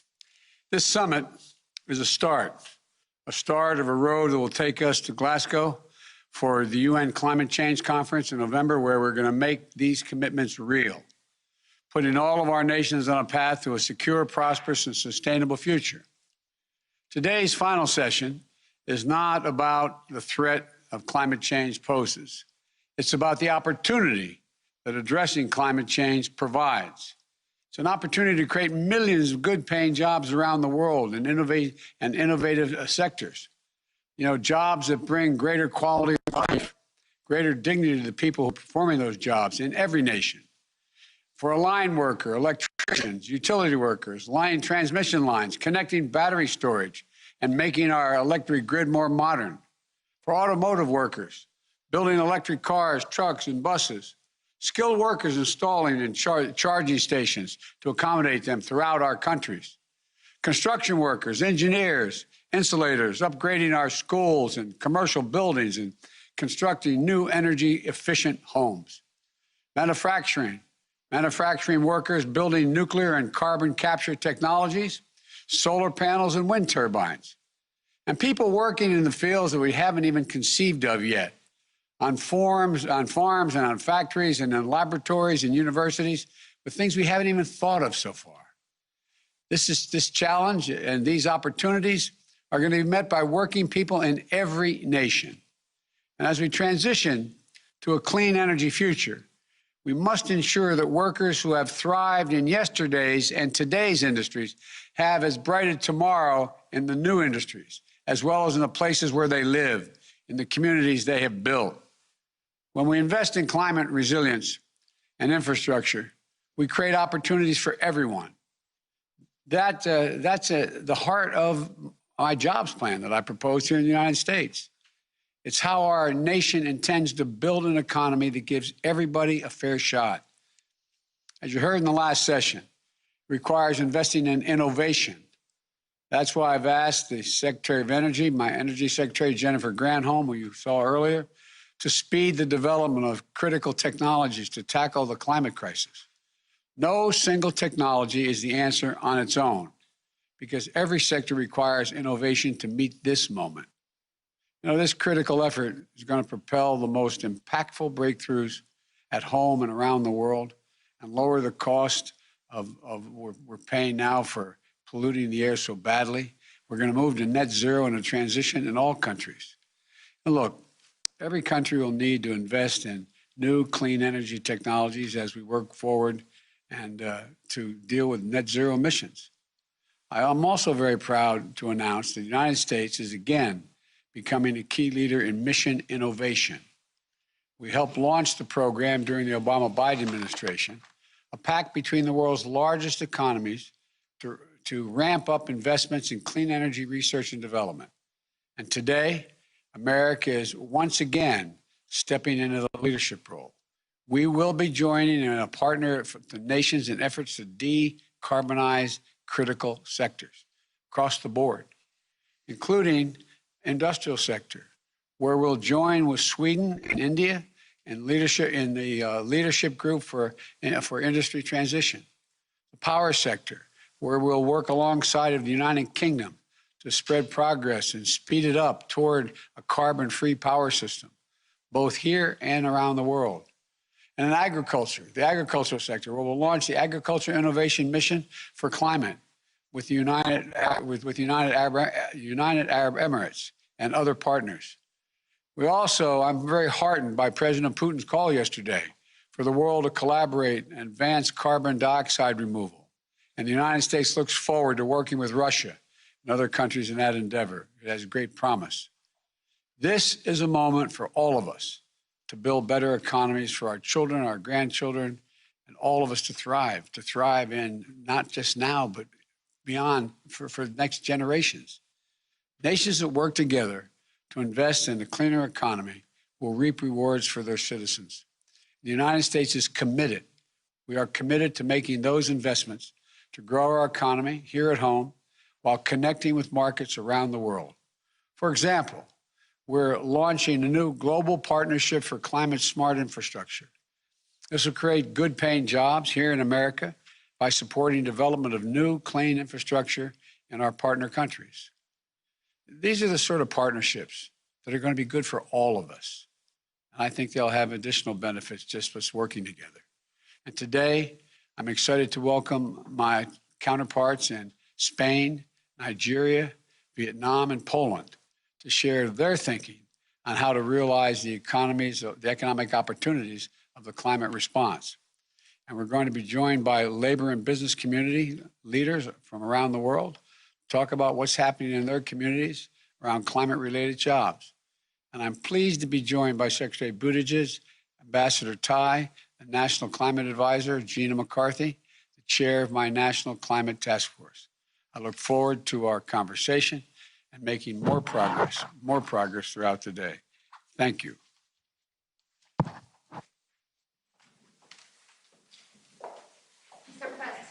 Mr. President, what do you think about the Brazilian president's speech yesterday? Thank you,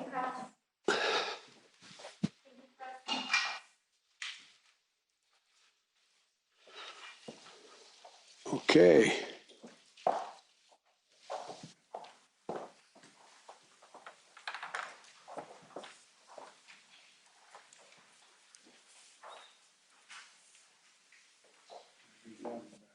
Thank you so much, Mr. President.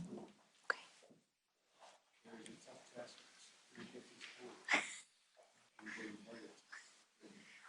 Understood.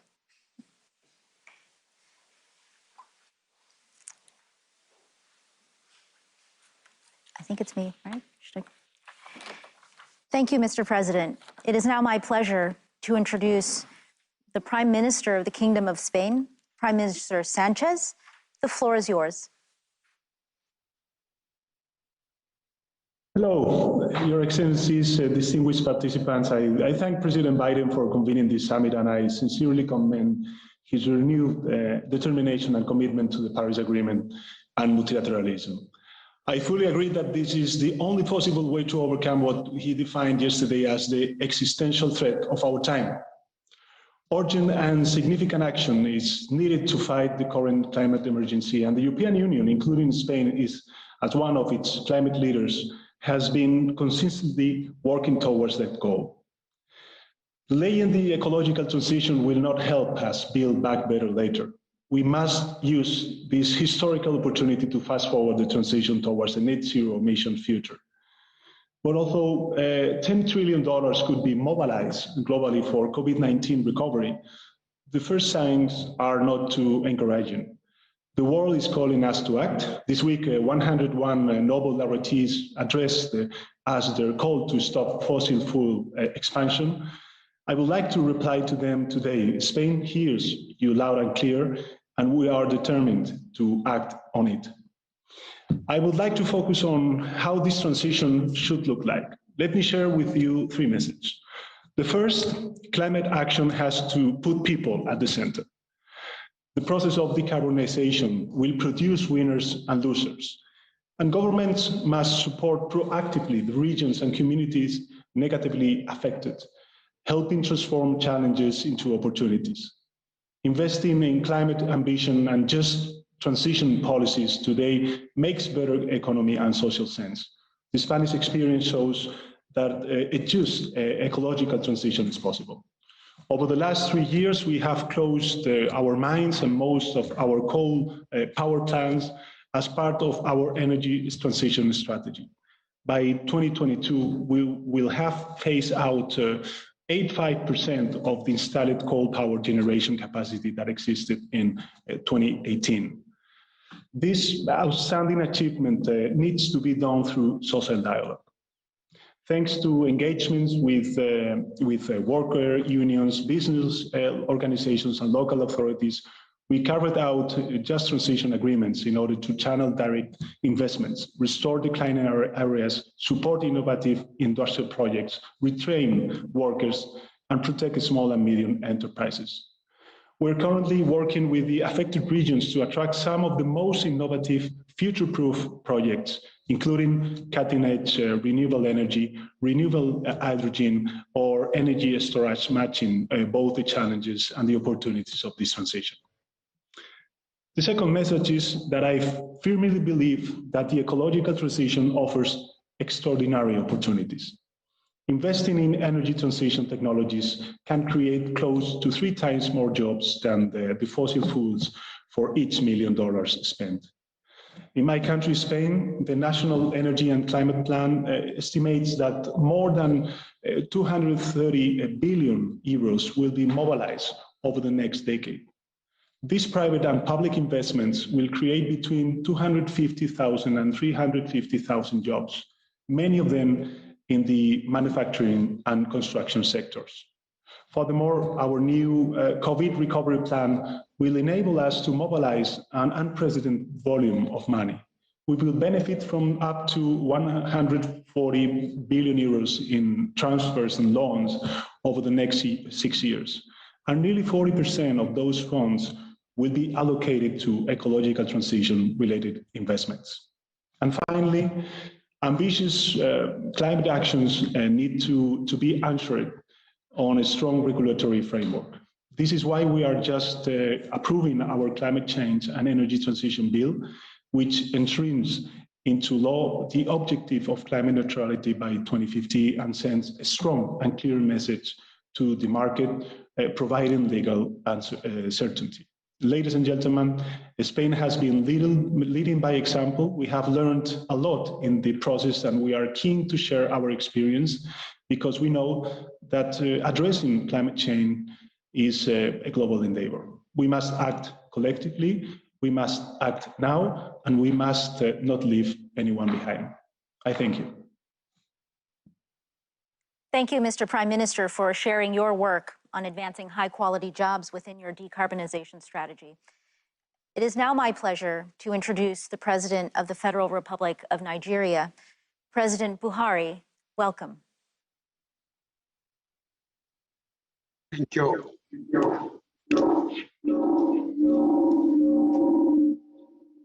Your Excellency, President Joe Biden, Head of State and Government,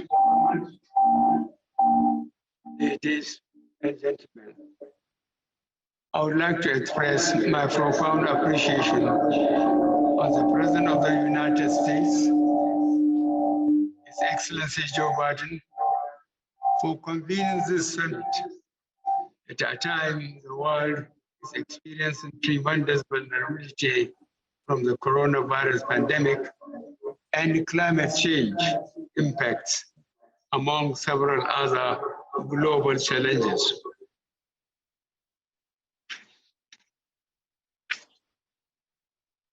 The issue of climate change has taken the front burner globally, as its effects can be seen and felt all around us, ranging from increased atmospheric temperature to irregular rainfall patterns, as well as sea level rise owing to the melting of glacial ice.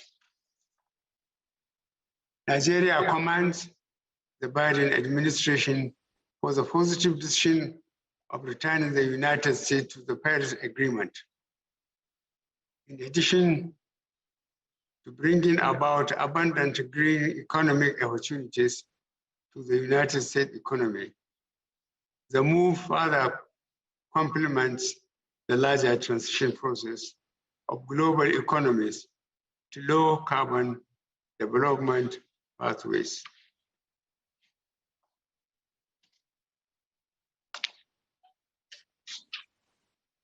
This summit would indeed prove instrumental in galvanizing high-level political support for the implementation of the Paris Agreement and its cut-wise rule book, as well as inviting more countries and stakeholders to take more climate-oriented responsibilities.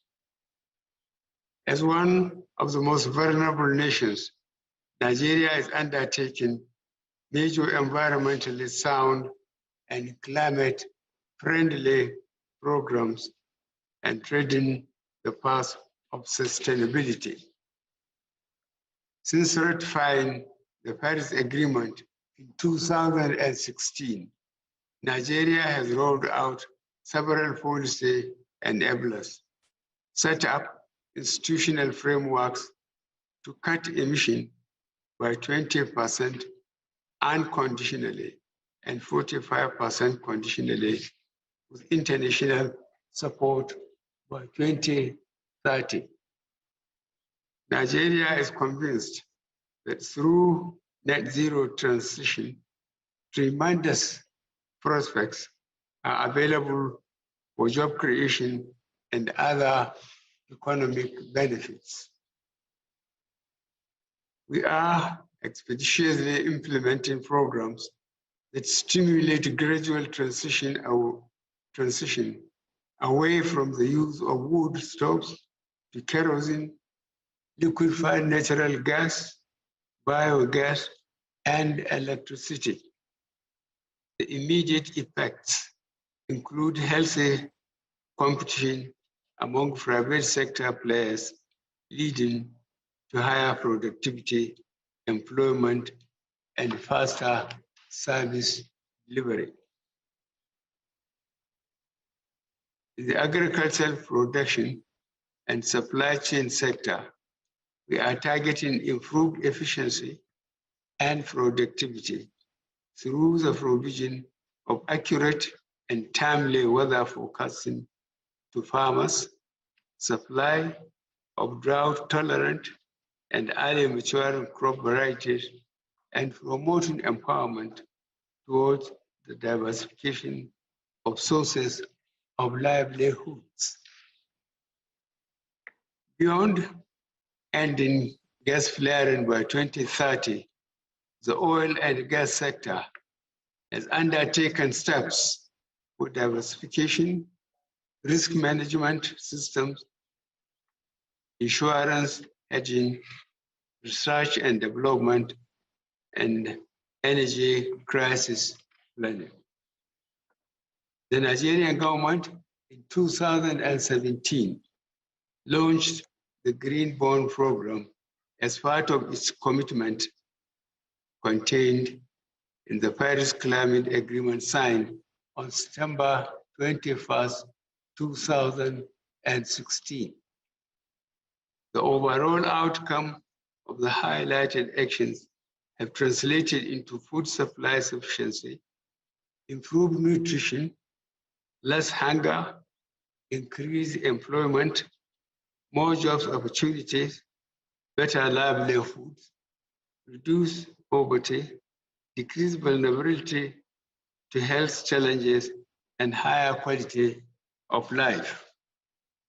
Excellencies, Nigeria calls on countries to embrace circular economy and sustainable production and consumption models in order to expedite attainment of the long-term goals of Paris Agreement. I wish Your Excellencies to reiterate Nigeria's commitment to galvanize the relevant stakeholders for climate action and our readiness to extend support to regional, continental, and global multilateral processes for the attainment of the lofty objectives of the Paris Agreement. The fight to redress the impact is the responsibility of all. Thank you. Thank you, Mr. President, for highlighting the incorporation of green jobs into the recovery from the health and economic crisis in Nigeria. It is now my pleasure to introduce the President of the Socialist Republic of Vietnam. President Phuc, we look forward to your remarks.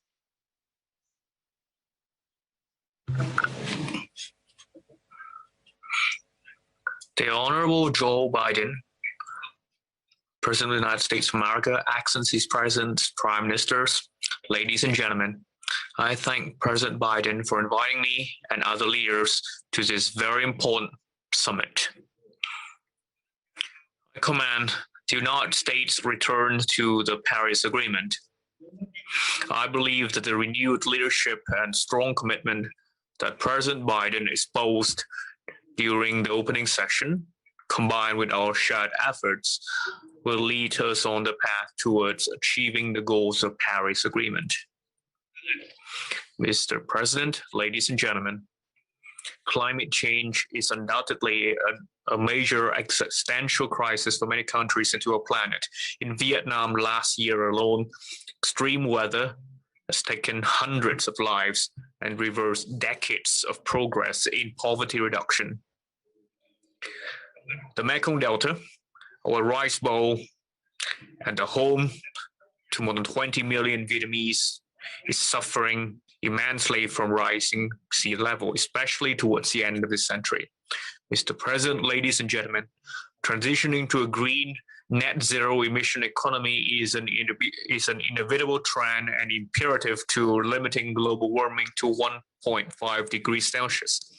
This is a challenge, but will also bring about huge opportunities and benefits, including jobs, ensuring energy security, and enhancing economic competitiveness and sustainability. Vietnam resolves to follow this path. At the same time, we need a suitable roadmap for developing countries where much hardship remains. Accordingly, I wish to highlight the following points. First, transition must be just and inclusive. It must ensure equal access to opportunity, benefits, place the people at the center, and leave no one behind. It must especially be supported by the people, businesses, and scientist communities. Second, developed countries must continue to take the lead in emission reduction commitment while giving greater concrete support to developing countries, including Vietnam, in financing, in new technology development, in high quality and efficient infrastructure, and in job creation. We welcome and hope to receive the assistance from the U.S. International Climate Finance Plan and other international financial arrangements, including from international companies and corporations. Third, the pursuit of climate goals should be compatible with each country's conditions, including the need to alter their lifestyles, their modes of production, and their work. This endeavor must be integrated into national development strategies and plans. Each country must itself make efforts and make good use of international aid and resources. There need to be national mechanisms for oversight and evaluation of implementation to improve the ability to recover. Vietnam is a developing country. Our industrialization has only truly begun 3 decades ago, yet we make every effort to contribute to the global action. Vietnam has been quick to submit its NDCs to the United Nations and mainstream them into our domestic law for earnest enforcement. By 2030, we pledge to reduce emission by 9% with our domestic resources, or 27% if provided international support, bilaterally and multilaterally. We will greatly reduce coal-based power generation and increase the share of renewables in the total primary energy supply to 20% by 2030 and 30% by 2045. We will reduce greenhouse emission intensity per GDP by nearly 15% and methane emission from agricultural production by 10%. Earlier this month, Vietnam launched a program to plant 1 billion trees by 2025. This project alone is expected to absorb 2 to 3% of Vietnam's total emission by 2030. Mr. President, ladies and gentlemen, I'm confident that the challenges of climate change shall be drivers for solidarity and positive change as we move towards COP26 in the UK and contribute to a more sustainable future for generations to come. Thank you very much. Thank you, Mr. President, for sharing your thoughts on the intersection of renewable investments and job creation. It is now my pleasure to introduce the President of the Republic of Poland. President Duda, the floor is yours.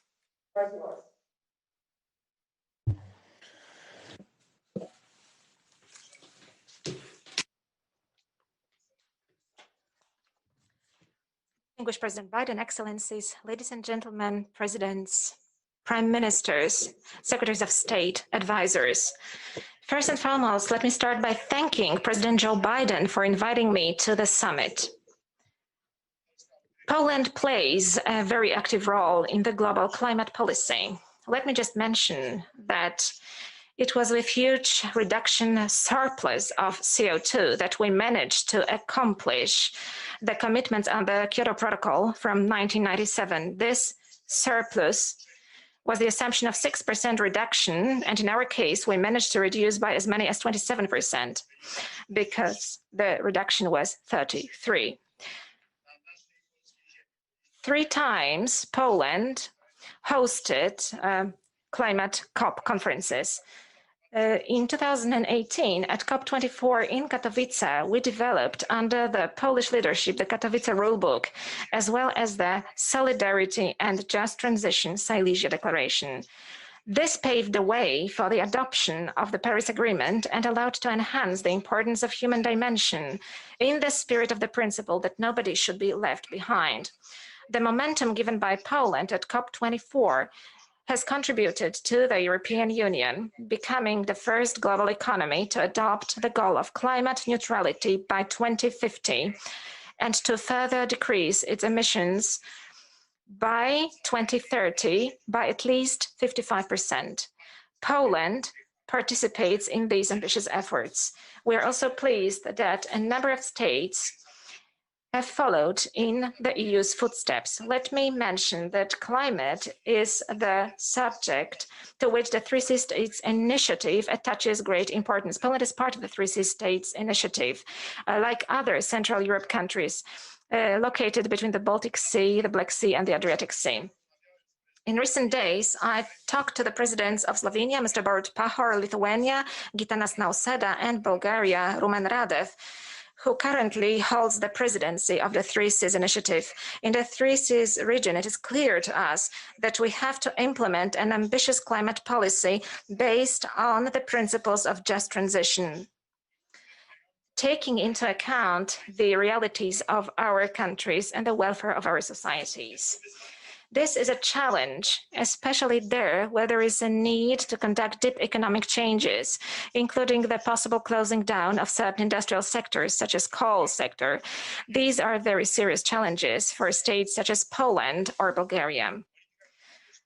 The climate policy is going to be the subject of our discussions during our meeting in July this year, during the summit of 3Cs in Sofia, the capital city of Bulgaria. Let me stress, however, that all of us acknowledge climate goals set by the European Union, and all of us have ambitions to implement them. Ladies and gentlemen, by pure political declarations, we're not going to change the reality. That is why Poland plans to build a new zero-emission energy system over the next 2 decades, thanks to which the share of coal is going to drop from the current 70% to as little as 11% in 2040. This is not only an answer to the agreements within the European Union, but first of all, this gives the response to the expectations of the new generation of Poles, the young generation. This week, I met the Youth Climate Council, which brings together young representatives of NGOs in Poland who fight for natural environment and climate protection.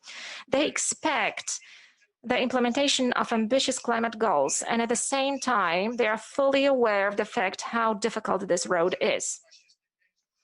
And perhaps I'm even more satisfied to communicate to you, ladies and gentlemen, that yesterday, in Poland, in our country, we entered into an agreement after a long social dialogue between miners, coal miners, and representatives of the Polish government.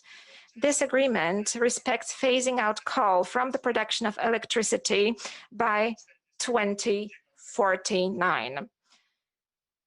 I believe, ladies and gentlemen, this is a huge success of the social dialogue that we've been having in Poland. This is also a great and ambitious plan for the future. if we consider that today coal to produce electricity in Poland is about 70%. Therefore, Poland will build a sustainable low-emission energy mix based on nuclear and renewable energy, as well as gas. Unless we apply all available technologies, the transformation of our energy system will simply not be possible. Polish-US agreement on the development of the Polish civil nuclear power program dated October 2020 confirms our ambitions. It highlights the importance of international cooperation in the field of energy and climate policy. We should therefore coordinate international research and development efforts to create a critical mass of affordable technologies, innovative technologies, which are also price affordable. We should also think how central banks in our countries can support energy transformation in line with the principle of technological neutrality. A climate-friendly transition provides a huge opportunity also for our citizens and all sectors of our economy. That is the reason why Poland has placed electromobility in the center, both in public as well as in individual transport. It offers a powerful chance to develop our industry and to create new jobs. Already now, we are the biggest exporter of e-buses in the European Union, with a 46% share in the European market recorded last year. Furthermore, Poland has become a European leader in the production of lithium-ion batteries. We are ambitious also in the sector of individual transport and plans to phase out combustion engines, which I believe will open up a vast potential for cooperation on both sides of the Atlantic. We also attach considerable importance to mitigation. Polish governmental agency State Forests has implemented a pilot program of forest sinks carbon farms. It is a system aimed at using forest resources to stimulate the absorption of CO2 from the atmosphere and to accumulate it within the forest ecosystem and in wood products. The concept of forest sinks carbon farms deserves, I believe, to be legitimized as part of international legal order. Ladies and gentlemen, the pandemic has brought the world to a halt for a moment. While getting back on the track of development, let's make sure that this is not the old track. Let us build a synergy between the following three conventions: Convention on Climate Change, on Biological Diversity, and to combat desertification. Let us use this opportunity to restore the world as a better, more just, more solidarity-based, and more sustainable place. I thank you. Thank you, Mr. President, for sharing the role of workers, in particular within your decarbonization strategy. I would now like to recognize my good friend and colleague, the United States Secretary of Transportation, Pete Buttigieg. Thank you. Thank you, President Biden, for your leadership on this defining issue of our time. Thank you, Ambassador Tai, for everything that you're doing in the U.S. and around the world. As we've just heard from these distinguished leaders, we are here to chart new paths forward to confront the climate crisis. Achieving our climate goals will create new jobs and harness the ingenuity of our industries and workers. In the U.S., the transportation sector is the biggest contributor to greenhouse gases, which means that this sector has the opportunity to be among the biggest parts of the solution to climate change. The race against climate change is not just a question of what will be lost if we fail. It is about what can be gained if we succeed. For nations that successfully transition to a cleaner economy, the result will be jobs and economic growth. We are certainly recognizing that potential in the United States. President Biden recently introduced the American Jobs Plan. It represents a once-in-a-generation opportunity to modernize our national infrastructure so that our economy and our climate can thrive. With its investments in electric vehicles, public transit, rail, road redesign for pedestrians, and sustainable, innovative materials, this plan will move us away from our over-reliance on fossil fuels and toward net zero carbon emissions. This plan is fundamentally an investment in our economy and our collective future. It will create millions of good jobs for the workers who will make our roads and bridges more resilient, lay new train lines, expand public transit, install electric vehicle chargers, and manufacture the vehicles that will depend on those chargers. And the majority of these new jobs will be available to workers without a degree. At least 40% of the benefits of the plan's climate investments will flow to underserved communities, which often bear the burden of transportation pollution and are at high risk of climate disruption. If our planetary warming exceeds 1.5 degrees Celsius, the impacts will be catastrophic for all of us. We still have an opportunity to prevent that if the depth of our commitment meets the urgency of this challenge before us. And that is why this gathering is so important. We are all in this together. Pursuing a net zero goal is not a zero-sum game. We all benefit if we succeed. If this pandemic has taught us anything, it's how interconnected we are and how capable we are of change. Successfully combating climate change and reaping the full economic benefits will depend not only on transportation, but on all sectors. Not only on creative ideas, but on workers literally building the future. Not only on the choices of any one nation, but on the contributions of countries all over the world. I thank President Biden and the leaders here today for meeting this moment with the urgency and courage required. Let us continue to chart this path together to the benefit of the many peoples we serve and the one climate we all share. I'm now pleased to introduce National Climate Advisor Gina McCarthy, who is helping to coordinate the all-of-society approach that you will hear about in this roundtable. Advisor. Thank you for the introduction, Secretary Buttigieg, and for all of the work that you're doing. And I'm excited to have a chance to help moderate an outstanding panel of entrepreneurs and business people. So I'll keep my remarks short so we can dive right in. From the start, one of the guiding stars of our whole-of-government approach to climate action has been how we make the most of the opportunities that combating climate change actually presents to all of us. So as we work to develop our nationally determined contribution, one of the most important things was understanding how it positioned our workers and our industries to tackle the climate crisis. President Biden has always believed that tackling the climate crisis presents an incredible economic opportunity. And the fact is that creating jobs and tackling climate change actually can go hand in hand, and it must. And that's why I'm so pleased to be talking to this group today, because more than anyone else, you understand the opportunities we have to create good-paying union jobs, to improve public health, to keep our communities safe, and to advance the issue that is so important to all of us, the issue of environmental justice. And you're showing that the opportunity is already here, and it's only going to grow alongside our ambition, so long as we invest in our infrastructure, in innovation, in our workers and in our communities. And I'm excited to hear how you are already unlocking those opportunities. So let's dive right into the conversation. So first, let me start with Sharon Burrow, the General Secretary of the International Trade Union Confederation. Sharon, you have a long history of advocating for workers around the world and have led the International Trade Union Confederation for over a decade as the global voice for the world's working people, with over 200 million members in 163 countries. Can you please share with us your vision for what ambitious climate action means for our global workforce?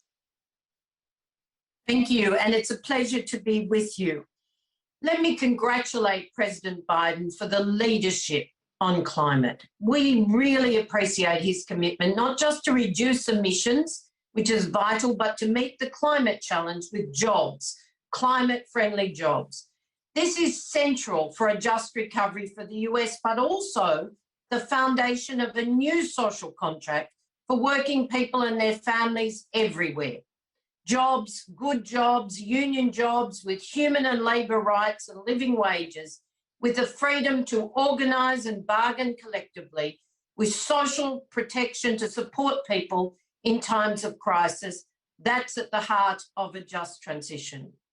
To stabilise the planet with net zero economies by 2050, we all know we have to get at least half of the job done by 2030. But it cannot repeat past transitions that have left workers and their communities stranded.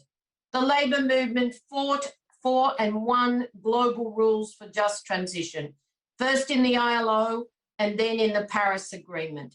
These mean that workers and their unions must be at the table as we plan the transition. And we know this means for every sector. The foundation is clean energy, but all technologies must be deployed in manufacturing, transport, agriculture, construction, services, and of course their supply chains.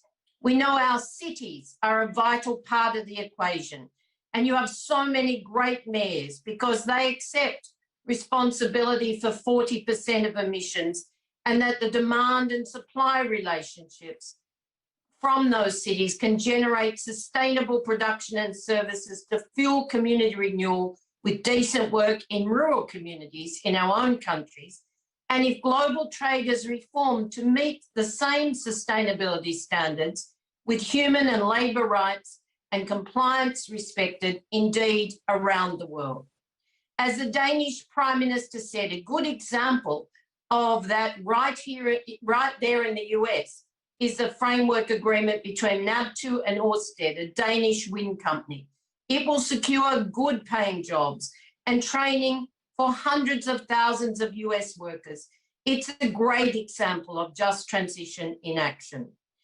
Europe, led by agreements with employers and unions in Germany, Spain, and other nations, are committed to a Green Deal with just transition, underpinned by a social pillar of rights.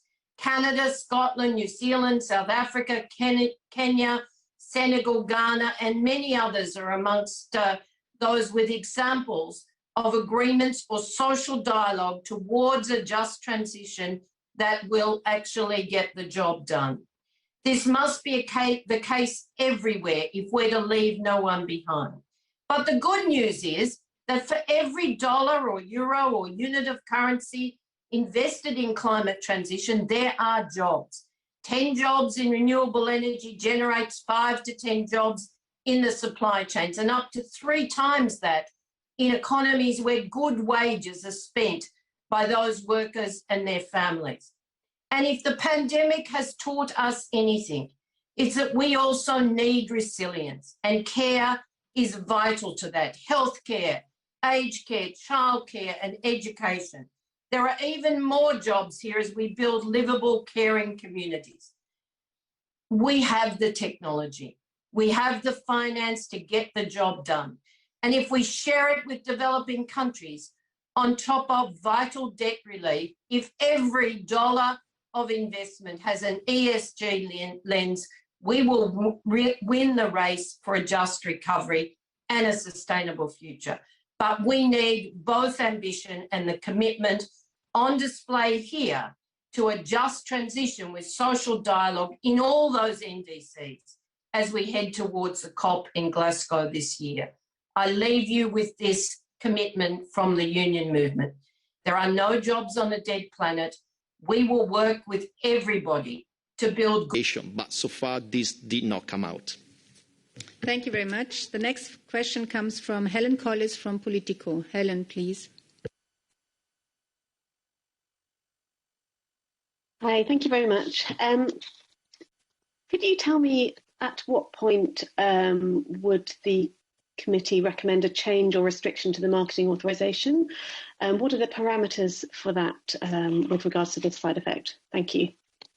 Thank you very much. Dr. Arlett, please. Thanks for the question. It's an important question.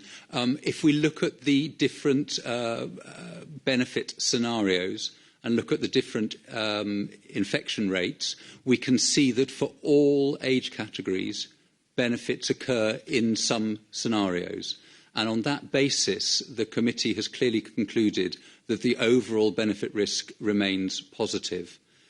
So we can only talk about the data we have today, and it's perhaps not helpful to speculate a what if in the future, but based on today's contextualisation work in all age categories, there are benefits from vaccination, and these are particularly prominent at high background infection rates. Thank you. Thank you very much. Next is Susie Ring from Bloomberg. Susie? Hi there. I'm struggling to understand why the age recommendation hasn't changed, because when you look at the graphs, the risk does seem to outweigh the benefit for those under 30 and even under 40, maybe, for death and ICU admission. I understand what you're saying, I think, because there's still risk of hospitalization for some of those age groups. But given that ICU and death, the risk is greater with the vaccine than without for those ages, I can't understand why the recommendation hasn't changed. Could you explain? Dr. Arlett, I think that's a follow-up question. Huh? Yes. So if you look at one benefit in isolation with the risk of thrombosis with low platelets, and you focus just on one graphic looking at one benefit, I can understand your interpretation. But we need to look at all of the benefits as a composite, if you like, and then look across all of the scenarios. And if you do that and consider that in some member states there will be very high infection rates, the benefits continue to be positive in certain scenarios in all of the age categories. Thank you. Okay, thanks a lot. Now, Loveday Morris from the Washington Post. Loveday, please. Hello, can you hear me? Yes, I can hear you. I just suppose I'd like some, again, for you to clarify just what the graphs mean in maybe just normal language. Is that correct, that characterization that the risks of ICU admission and deaths are higher with the vaccine under certain circumstances? I mean, is that fair to say? I hand over to Dr. Arlett. No, it absolutely isn't correct. That's not a correct statement to say about these graphs. The vaccines in all scenarios prevent hospitalizations, prevent admission to intensive care unit, prevent deaths. Those benefits increase with age. Those benefits increase with higher infection rates. What you're seeing in the graphs is those benefits put side by side with the number of cases of blood clots with low platelets. That's what you're seeing. But in all cases, in all scenarios, the vaccination is preventing hospitalization, intensive care unit admission and death. Thank you. I also hand to Mr. Batillon for a complimentary comment. Yes, thank you, Marianne. Yes, and on top of that, and coming back to some questions that have been asked in terms of the need for regulatory action, when we are talking about regulatory action, we have to consider that what we have been doing now today is a risk contextualization on the basis of data which have been submitted by ECDC, by member states, etc. Before you can conclude on any particular change, a regulatory change, for instance, in terms of changes to the product information, restricting to certain patient population groups, etc., you need to have to conclude a full benefit risk evaluation. You need further data in order to do so before you can take any particular regulatory action. What we have done at this particular occasion is that we have taken the data from ECDC, from the member states, we have put them into context. On that basis, we have developed different scenarios which may apply across the EU. So the situation in one country is not the same as in another country. The situation in one country at this moment may not be the same in a few months' time. So member states can see, on the basis of the agreed methodology, where they exactly are at this moment in time and what best decision that they can make in terms of their national vaccination strategy. It is too early at this moment in time to consider any particular regulatory change. In order to do so, we need to have much more evidence in terms of benefits and risk, which then have to be weighted against each other. That is how the normal process in terms of regulatory changes works. Thank you. Many thanks. We have now a question from Martina Davis, New York Times. Martina. Hi, and thanks. And I'm really sorry to go back to the request from colleagues for just slightly plainer language to interpret the graphic representation. I know you did the graphic representation to make it easier for us to understand. Is it fair to say then that if you're a younger person under 39 and especially under 29, it only really makes a lot of sense to opt for that vaccine if you're in what you guys define as a high infection scenario. It seems that I understand the description of a scale of benefits that increase with age, but it's also very clear that there are some lessons to be learned here for younger age groups, and I'm just trying to parse that. Many thanks. Dr. Alet, please.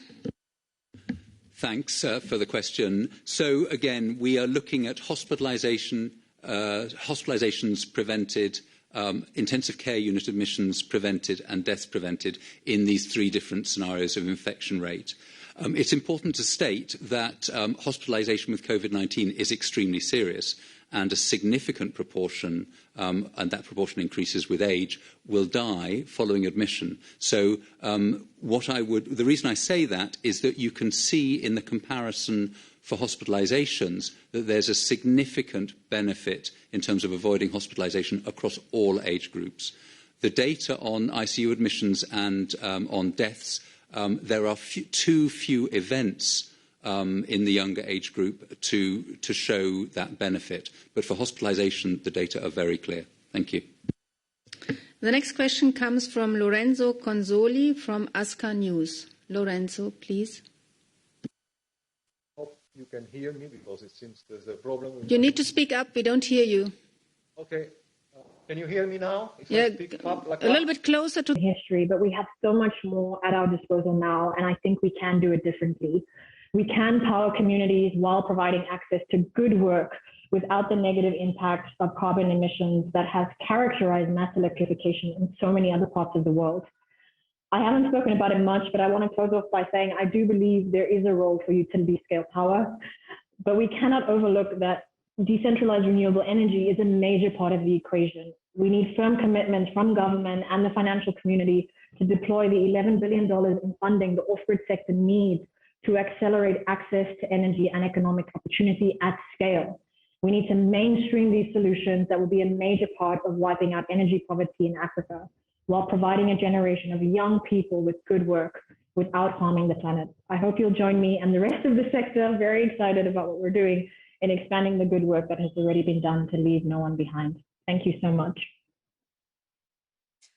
Nutabi, thank you so much. I think young people everywhere in the U.S. and across the world have made a vast difference in pointing out the need for urgency around climate, but also bringing such fresh energy to the table and ideas. You're right, we have to look to the future, and it's yours.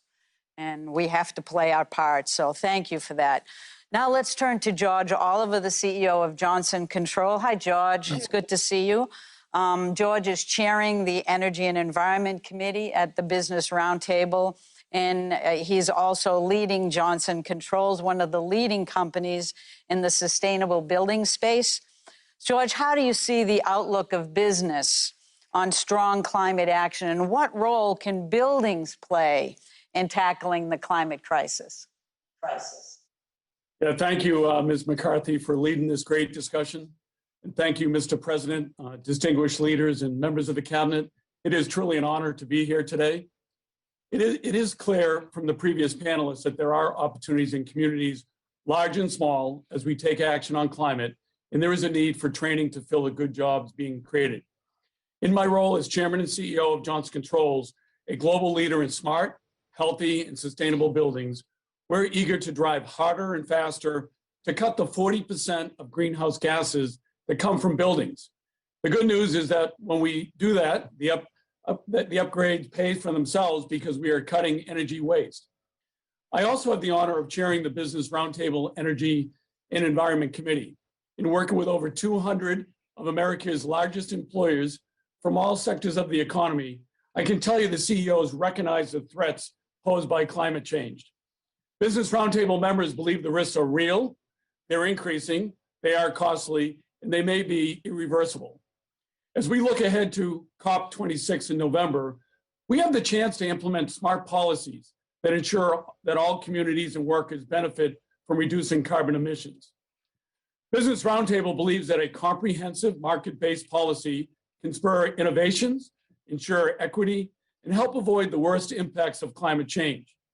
Importantly, Business Roundtable knows that business and government must work together and lead by example to meet the scope of the challenge. In fact, the vast majority of Business Roundtable CEOs have pledged to reduce their emissions, with nearly half committing to achieving net zero emissions in their companies by 2050 or sooner. At Johnson Controls, sustainability is our business. We committed to achieving net zero carbon before 2040 and announced science-based targets for 2030. We are proud to be ranked among the 100 most sustainable companies globally. President Biden called for 4 million buildings to be revamped. Absolutely. At Johnson Controls, we know that that can be done, and we would be foolish not to do so because inefficient buildings are a climate hazard and because money is wasted right along with energy. Working with our customers, we've cut emissions more than 30 million tons, and we have saved them $6 billion. And we guarantee the results, since we are confident substantial savings will be achieved. With digital technologies like our Open Blue platform, we are creating not only efficient, but net zero buildings, campuses, and whole communities. So we think it is clear, driving sustainability and tackling climate change is a collective effort. At the Business Roundtable and Johnson Controls, we know that when we take this challenge on, we will cut emissions and cost, create good jobs, and build resilient, healthy infrastructure. Mr. President, we are ready to get to work. Thank you. Well, George, thank you. It's incredible to have the Business Roundtable and your voice so powerfully partnering on this issue with us. And it means a lot, as well as your leadership at Johnson Controls. It's quite inspirational. Next, let's hear from Roxanne Brown. Hi, Roxy. It's good to see you. Roxanne is the International Vice President of the United Steelworkers. The United Steelworkers represent almost 1 million American workers in manufacturing and transportation and buildings and many other critical parts of our economy. Roxy, what can governments around the world do to ensure that we put workers right square at the center of our transition to clean infrastructure? Thank you so much for the question, Gina, and it's so great to see you, and also great to see you as well, President Biden. It's an honor to join this summit on behalf of the 850,000 members of the United Steelworkers Union in the US and Canada. And we really commend the Biden-Harris administration for actively seeking out the voice of labor in this really important discussion. And I would say that is the first part of my answer. Governments around the world can ensure that workers are at the center of a clean energy infrastructure by simply making room for us at the table, like you did today. Oftentimes, policymakers form ideas about what they think is essential for workers in a particular state, industry, region, province, or country.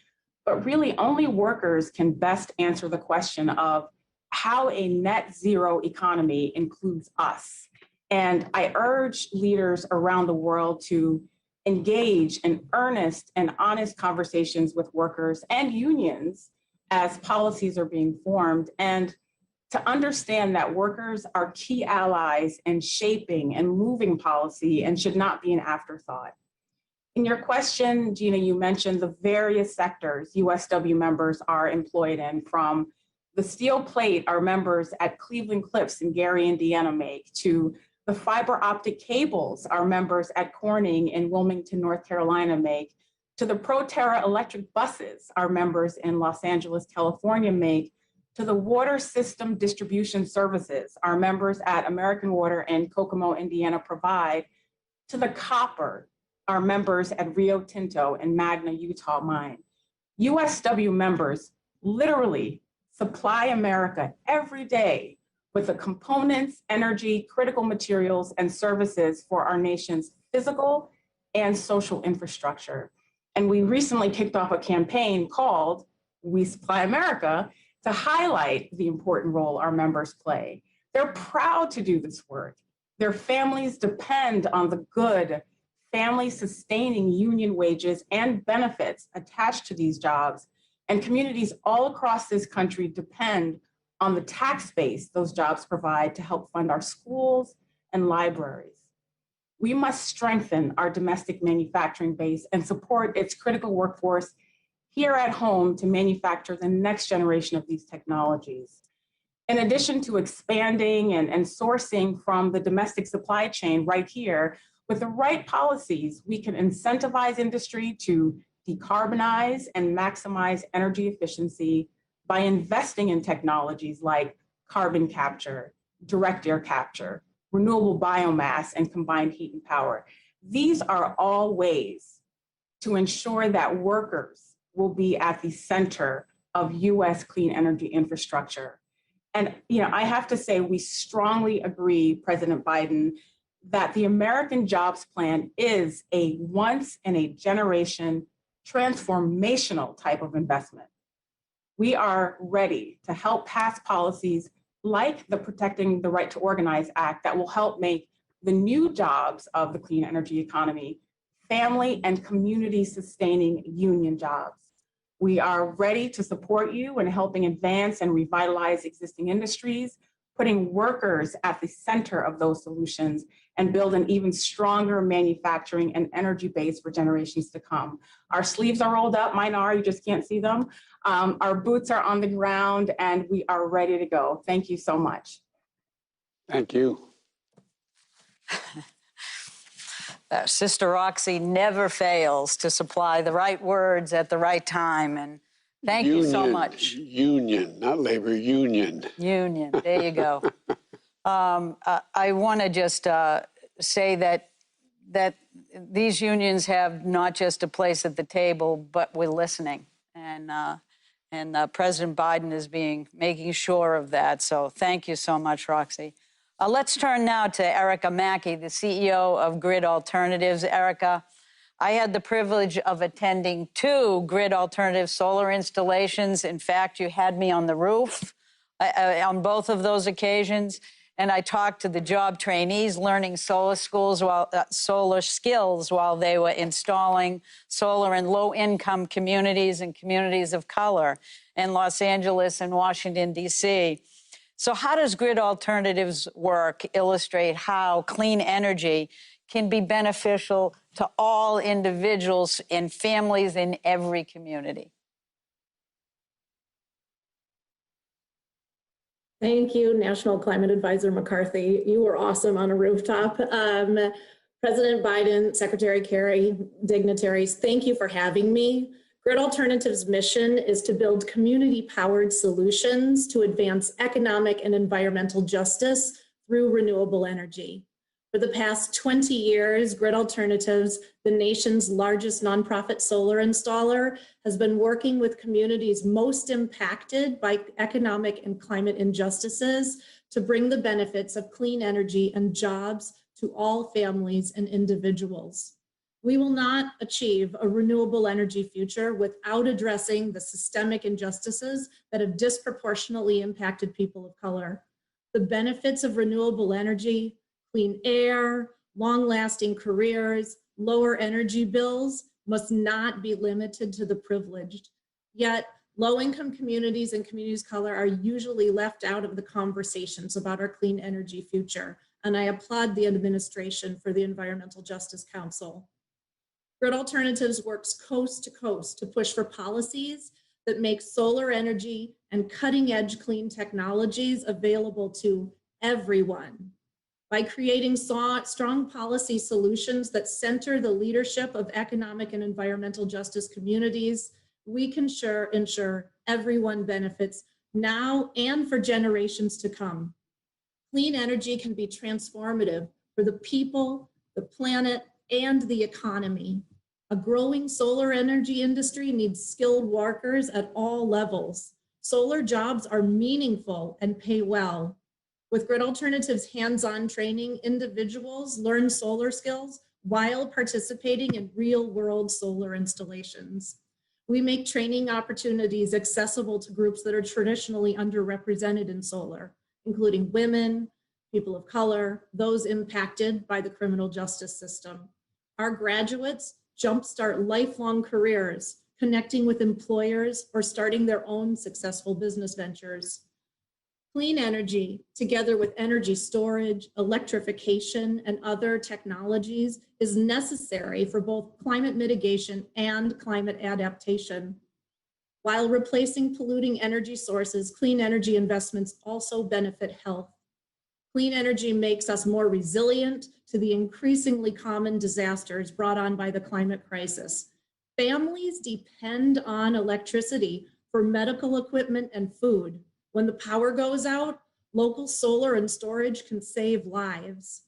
Families harmed most by fossil fuel pollution and climate destruction also pay more of their incomes for the very energy systems causing those harms, another source of economic instability. Those most impacted by fossil fuel pollution, climate-induced disasters, and burdensome energy costs must be first from climate solutions. They must benefit first, not as an afterthought. Energy agency and ownership must and can be put in the hands of communities through clean energy transition. We need to include everyone in climate solutions. We need climate justice. Grid Alternatives envisions a rapid, equitable transition to a world powered by renewable energy that benefits everyone. Our experience on the ground shows that this critical opportunity is possible with collective effort. Done a good job. Erica, thank you very much. I know Grid Alternatives always reminds us that clean energy is not a luxury for a few, it's a necessity for all of us, and thank you for advancing that. Now let's hear from Jack Allen, the CEO of Proterra, who I'm sure the president remembers was gracious enough to virtually host him just a few days ago. Jack, Proterra manufactures half of the U.S. electric bus market, which is pretty amazing. And as you know, funding for electric school buses is a priority in the American Jobs Plan. You know, electrifying our bus fleet is good for the planet, good for community health, and good for jobs. So what role do you see the federal government playing in spurring the demand for zero-emission electric vehicles, including school buses? Before you talk, Jack, I want to thank you for spending some time with me. And I told you, I used to drive a school bus. So I want to drive one of your electric school buses, okay? I got a license. I used to have my, anyway, okay? That would be just great, Mr. President. And thank you, National Climate Advisor McCarthy. And of course, Mr. President, from all of us at Proterra, having the opportunity to be with you twice in 1 week is quite incredible. So thank you all very much. Now, Proterra is grateful for the government's longstanding support of electric transit buses and zero-emission transportation. We delivered our first electric transit bus over a decade ago to Foothill Transit with the support of funding from the 2009 Recovery Act. So building on these early deployments, the federal government increased support for zero-emission electric transportation through programs like the Federal Transit Administration's Low and No Emission Vehicle Program. The LONO provides funding to state and local governments to acquire zero-emission transit buses and has been responsible for funding hundreds of electric transit buses across the nation, from Juneau, Alaska to Miami, Florida. You know, it really wasn't that long ago that the questions many were asking was whether the transit market would even move towards electrification. Well, that question's been answered. Thanks to the help of the federal government, this transition is well underway. Since Proterra's initial development over a decade ago, we've sold more than 1,000 electric transit buses. So where do we go now? Well, there's an opportunity for the federal government to go even further by spurring increased demand for commercial electric vehicles, for infrastructure, and to deepen the supply base in the United States. School buses, as you mentioned, they're a great example and one of the most exciting applications for electric vehicle technology. Switching to electric school buses means cleaner air for our children and our grandchildren to breathe, and a healthier planet for them to enjoy. Yet today, unlike transit buses, school buses do not receive the same level of federal funding for electrification. So federal programs like LONO can help serve as a roadmap to accelerate the electrification of other commercial vehicles, such as electric school buses and delivery vehicles. One of the lessons that we've learned over a decade of delivering electric buses is the critical role that charging and infrastructure plays in electrification. Our customers have told us they would like to go faster towards electrification, but charging remains a barrier to EV adoption. Now, private enterprises had to solve this challenge, and we will, but it is well worthy of strong support from the federal government to prepare the nation for our clean transportation future. This includes convening public-private partnerships on charging infrastructure between the government, companies like Proterra, the fine union organizations that are represented at this summit, and electric utilities nationwide. Collectively, we can do this. Electric vehicle technology is an opportunity for the United States to be at the leading edge of the innovations that will create good American jobs, will modernize our nation's infrastructure, and help to build a more just and resilient economy. With over 600 employees nationwide, including, as Roxanne said, many represented by the United Steelworkers, we've experienced firsthand at Proterra. We believe the technologies that we need to meet global demand for zero-emission transportation can and must be built right here in the United States, including cell manufacturing. Well, thank you for the opportunity to be with you today. Well, what a wonderful thrill for all of us at Proterra. Thank you. Thank you. George, thank you. Thank you for all of your commitment to our kids and to our cities and making the air cleaner. As a grandmother of 3 young kids, I very much appreciate it. So thank you for that.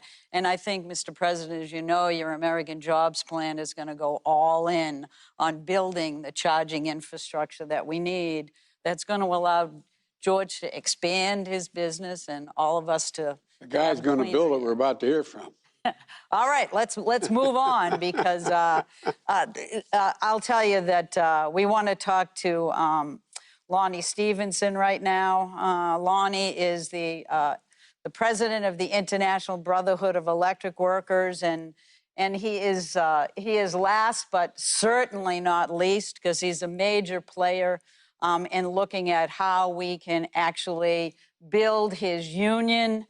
With almost 800,000 skilled members across the wide variety of fields. They will build our country moving forward as well.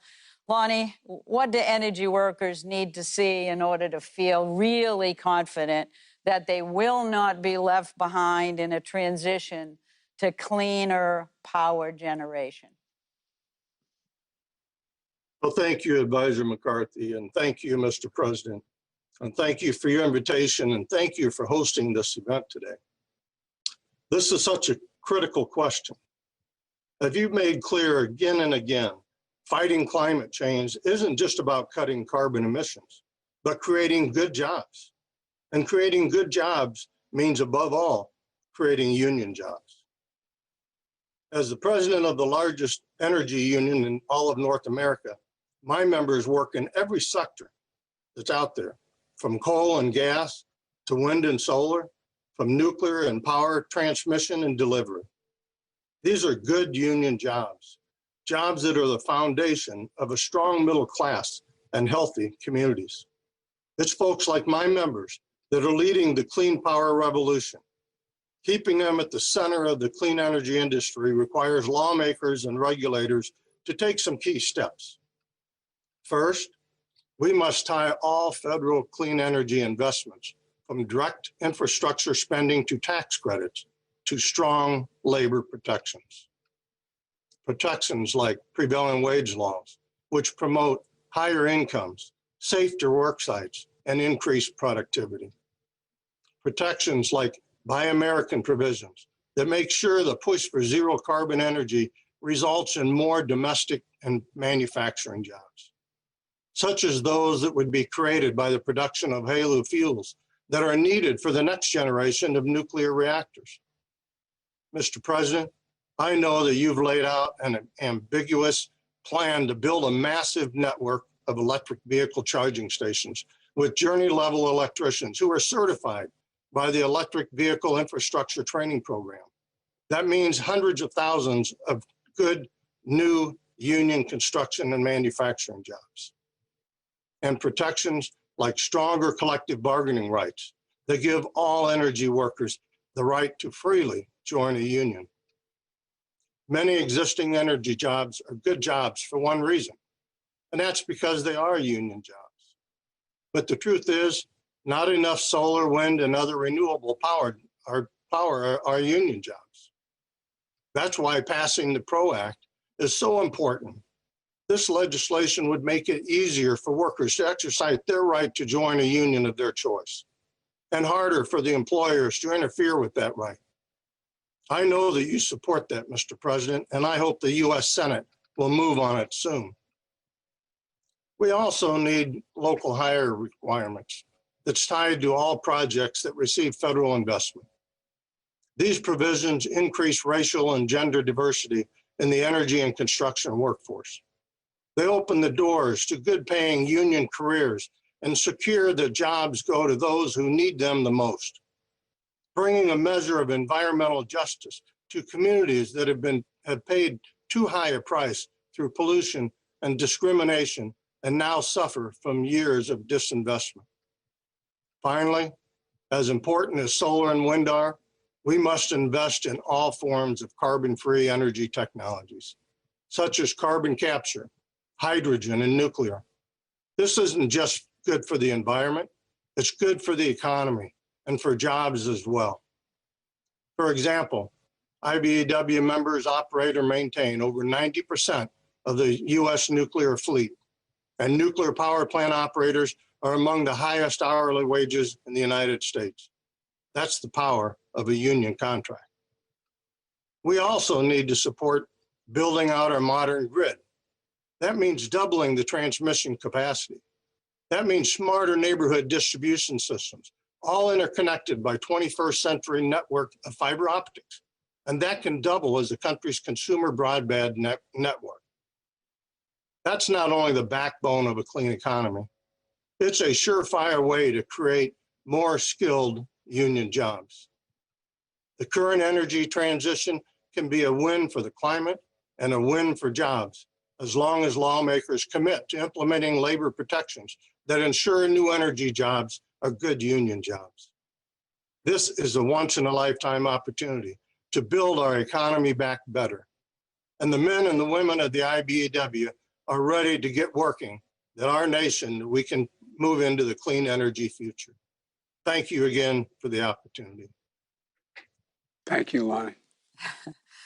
Thank you so much, Lonnie. And I know that between you and your 800,000 skilled members, we are going to make it in America. So I'm very excited.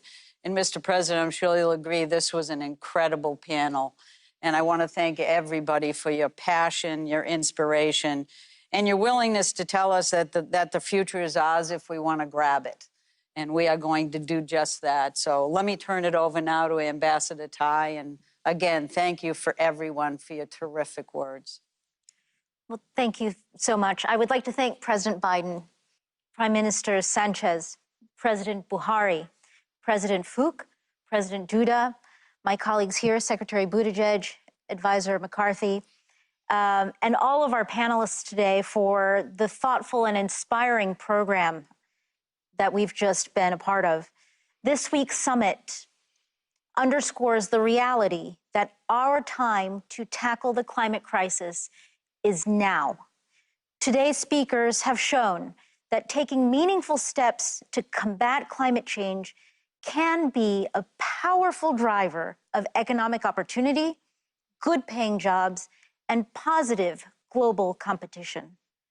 As the United States Trade Representative, my work lies at the intersection of domestic and international economic policy. I know that care and maintenance of our planet's environmental conditions are critical to our economic viability and our potential for shared prosperity. As we say, necessity is the mother of invention. The need to act on climate requires significant change, and it is already sparking innovation and opportunity. We can build on these beginnings towards a future that is cleaner and brighter, with new market opportunities and high-paying, quality jobs. And we must do so in a way that advances equity for underserved and marginalized communities. As countries around the world determine their domestic measures for decarbonization, environmental conservation, and clean energy, trade policy can be a powerful tool to create the incentives for positive competition and a race to the top in realizing our collective prosperity. Historic approaches and new initiatives, like those discussed today, and the proposals included in the American Jobs Plan, the Empowering People Clean Energy Initiative, and plans for zero emissions transportation and transshipment, all of these clearly demonstrate that innovative and dynamic solutions are within our reach. Most importantly, today's discussion offers us hope, ideas, and an invitation to join forces to do our part, realize the goal of transitioning to net zero by 2050 in order to preserve and protect our planet and create economic opportunities for our children and their children. Now it is my pleasure to turn to Special Envoy Kerry for some final thoughts. Before you go, John, can I add one thing to this panel, if I may?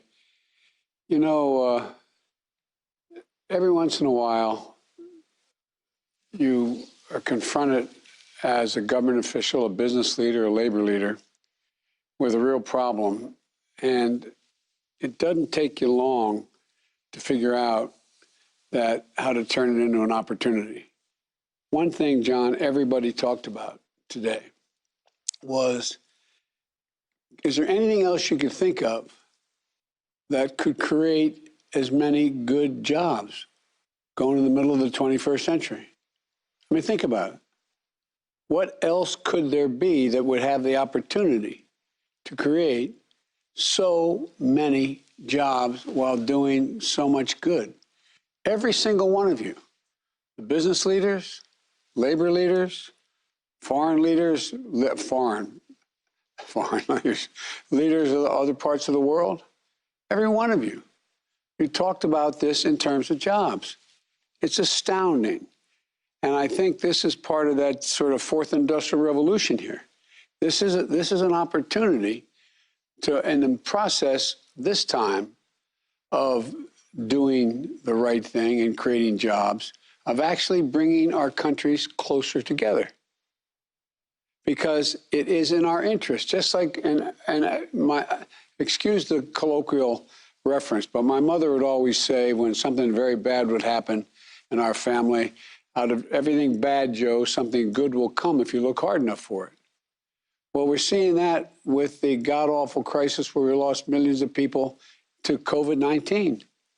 You see the collaboration we never had before, that I haven't. I've been doing this a long, long time. And it makes us realize that you can't build a wall high enough to be able to keep out whatever that next virus is. You have to take care of the virus where it originates, no matter how small the country, no matter how wealthy, no matter how poor it is. And I know that's why, for example, we're working like the devil to get to a point where we can export vaccines. But think of this as well. Every one of you, the last 2 days, have talked about the need for us to collaborate. I found it fascinating that, and I happen to agree with him, that, you know, President Putin and I have our disagreements. But he's talking about how you capture carbon from space. John, you and I have talked about that. The whole notion that it makes overwhelming sense, as much as the president of Russia and I disagree, that two big nations can cooperate to get something done, and this time get something done that benefits everybody. It's not like we're arguing whether or not one nation is going to be better benefited or worse impacted by what we do. And so I just think that if we can keep the focus on the jobs we're going to create, the economic opportunity, the growth, and in my country at least, on union jobs, to provide the ability to raise the economy, raise the GDP, raise every part of who we are. I think this is just an incredible opportunity, incredible opportunity. I've been working with the Business Roundtable, which is, the idea of the Business Roundtable and the AFL-CIO working together when I came to politics years ago was non-existent almost. But we see the opportunities here. I hope we don't lose focus here, lose the sense of how much we can do together by helping ourselves. We're helping ourselves, we're helping others in this endeavor. It really is important. And I just want to say one thing to Bird of the Navajo Nation. Let my wife come home. She likes the Navajo Nation too much. She keeps being out there. She's been out there for 2 days. She was out there before. I don't know. You know what I mean? I called her. I said, where are you? She said, oh, I'm staying another day. So, let her come home, okay? I don't want her, that's too far for me to commute. I shouldn't be so. But anyway, look, this is about what we can do together. And I'd be remiss if I didn't say, I don't consider you're giving me a lot of credit for convening this. I wouldn't have convened this had I not had the overwhelming help, support, and initiative from former Secretary Kerry, my good friend. He feels this in his bones. This is to him something that is consequential, and he knows a lot about it. So you're going to continue to see a lot of all of us here. But anyway, I just want to thank you, John, before this panel got shut out, because and by the way, first person I got in trouble because was Biden really going to do something about the environment? First person I went to was to Lonnie Stevenson, IBW, because I'm so sick and tired of people talking about how we get this done and don't care about jobs. And it was Lonnie who stepped up, and labor stepped up, and business is stepping up. So I want to thank you. Okay, sorry, John, for being so colloquial, but thank you. Mr. President, thank you. Thank you for your personal comments, but more importantly, thank you for your leadership, because we wouldn't be here without you having had the courage and the readiness to take this on and tackle tough issues. If I may, I just want to thank Ambassador Tai, and I want to thank Secretary Buttigieg and my cohort, my colleague from Massachusetts, Gina McCarthy. Mr. President, it is your vision that set out to convene this summit, not 100 days into your presidency. And I want to thank you for demonstrating your deep commitment to action, for bringing together so many essential voices that have been as articulate as any I've ever heard, all of whom want to do the same. And they all understand, as you have said, Mr. President, this decade, these next 10 years are the critical years. The scientists have told us unequivocally that we have about 10 years now to make the critical decisions and implement them that will avoid the worst consequences of the climate crisis. You said this, and that's why we're here. This has to be the decade of decision. This is the period of time. Why? Because only if we reduce sufficiently in this decade can we keep alive the vision of 1.5 degrees, and can we achieve 2050 net zero. So, Mr. President, as we approach the end of this summit, this Leaders Summit on Climate, let me again thank all of the leaders and participants who have joined us over the past few days, as well as those who are tuning in at home and all over the world. We're deeply appreciative. We're very, very grateful for your partnership, all of you, all of the countries represented here. We are going to continue these conversations over the course of the next months. We have 6 months plus to Glasgow.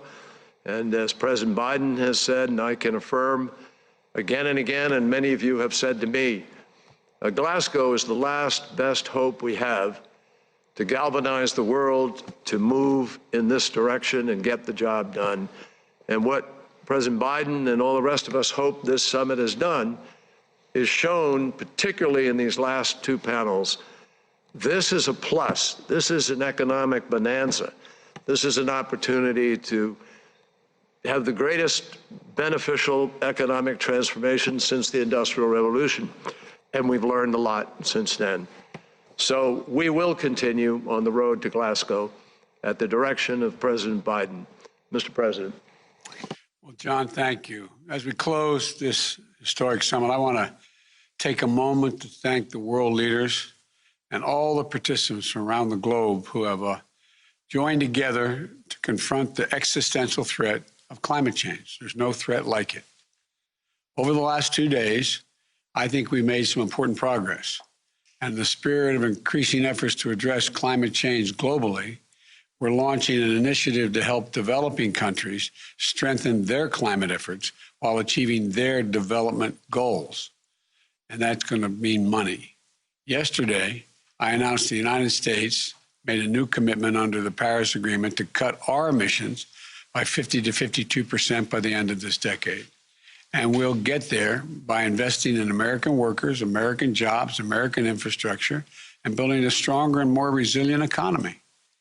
We also welcome the ambitious targets announced this week by two great partners. My good friend, the Prime Minister of Japan, Prime Minister Suga, announced that Japan will cut emissions by up to 50% below the 2013 levels, almost doubling their current target. Prime Minister Trudeau, another good friend from Canada, will reduce emissions by as much as 45% below the 2005 levels.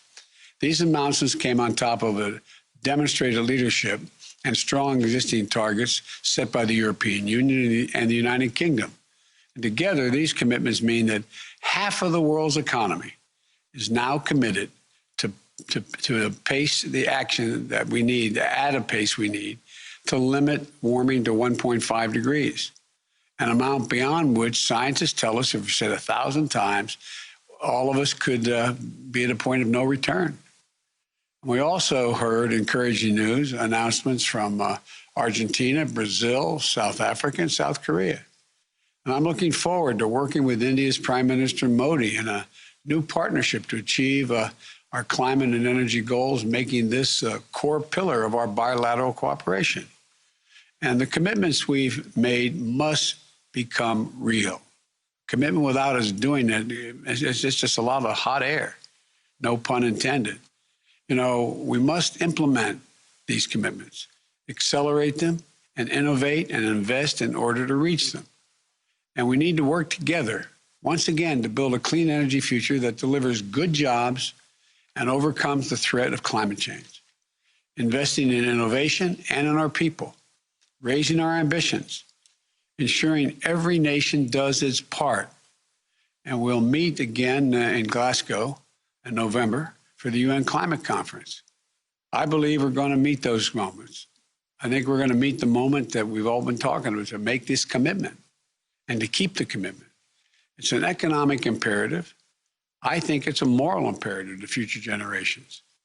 Here in America, there's never been a challenge we couldn't meet if we put our minds to it and did it together.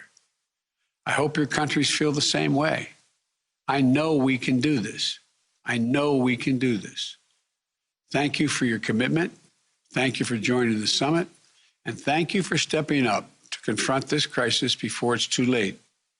I know we can seize the opportunities of a cleaner, stronger, and more resilient economy and deliver the benefits to people in each of our nations.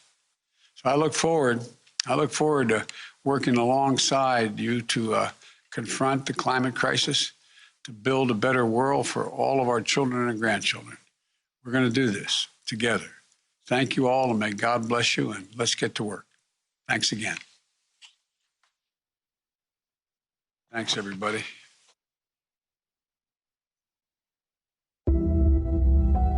We know the kind of world we want. Healthier,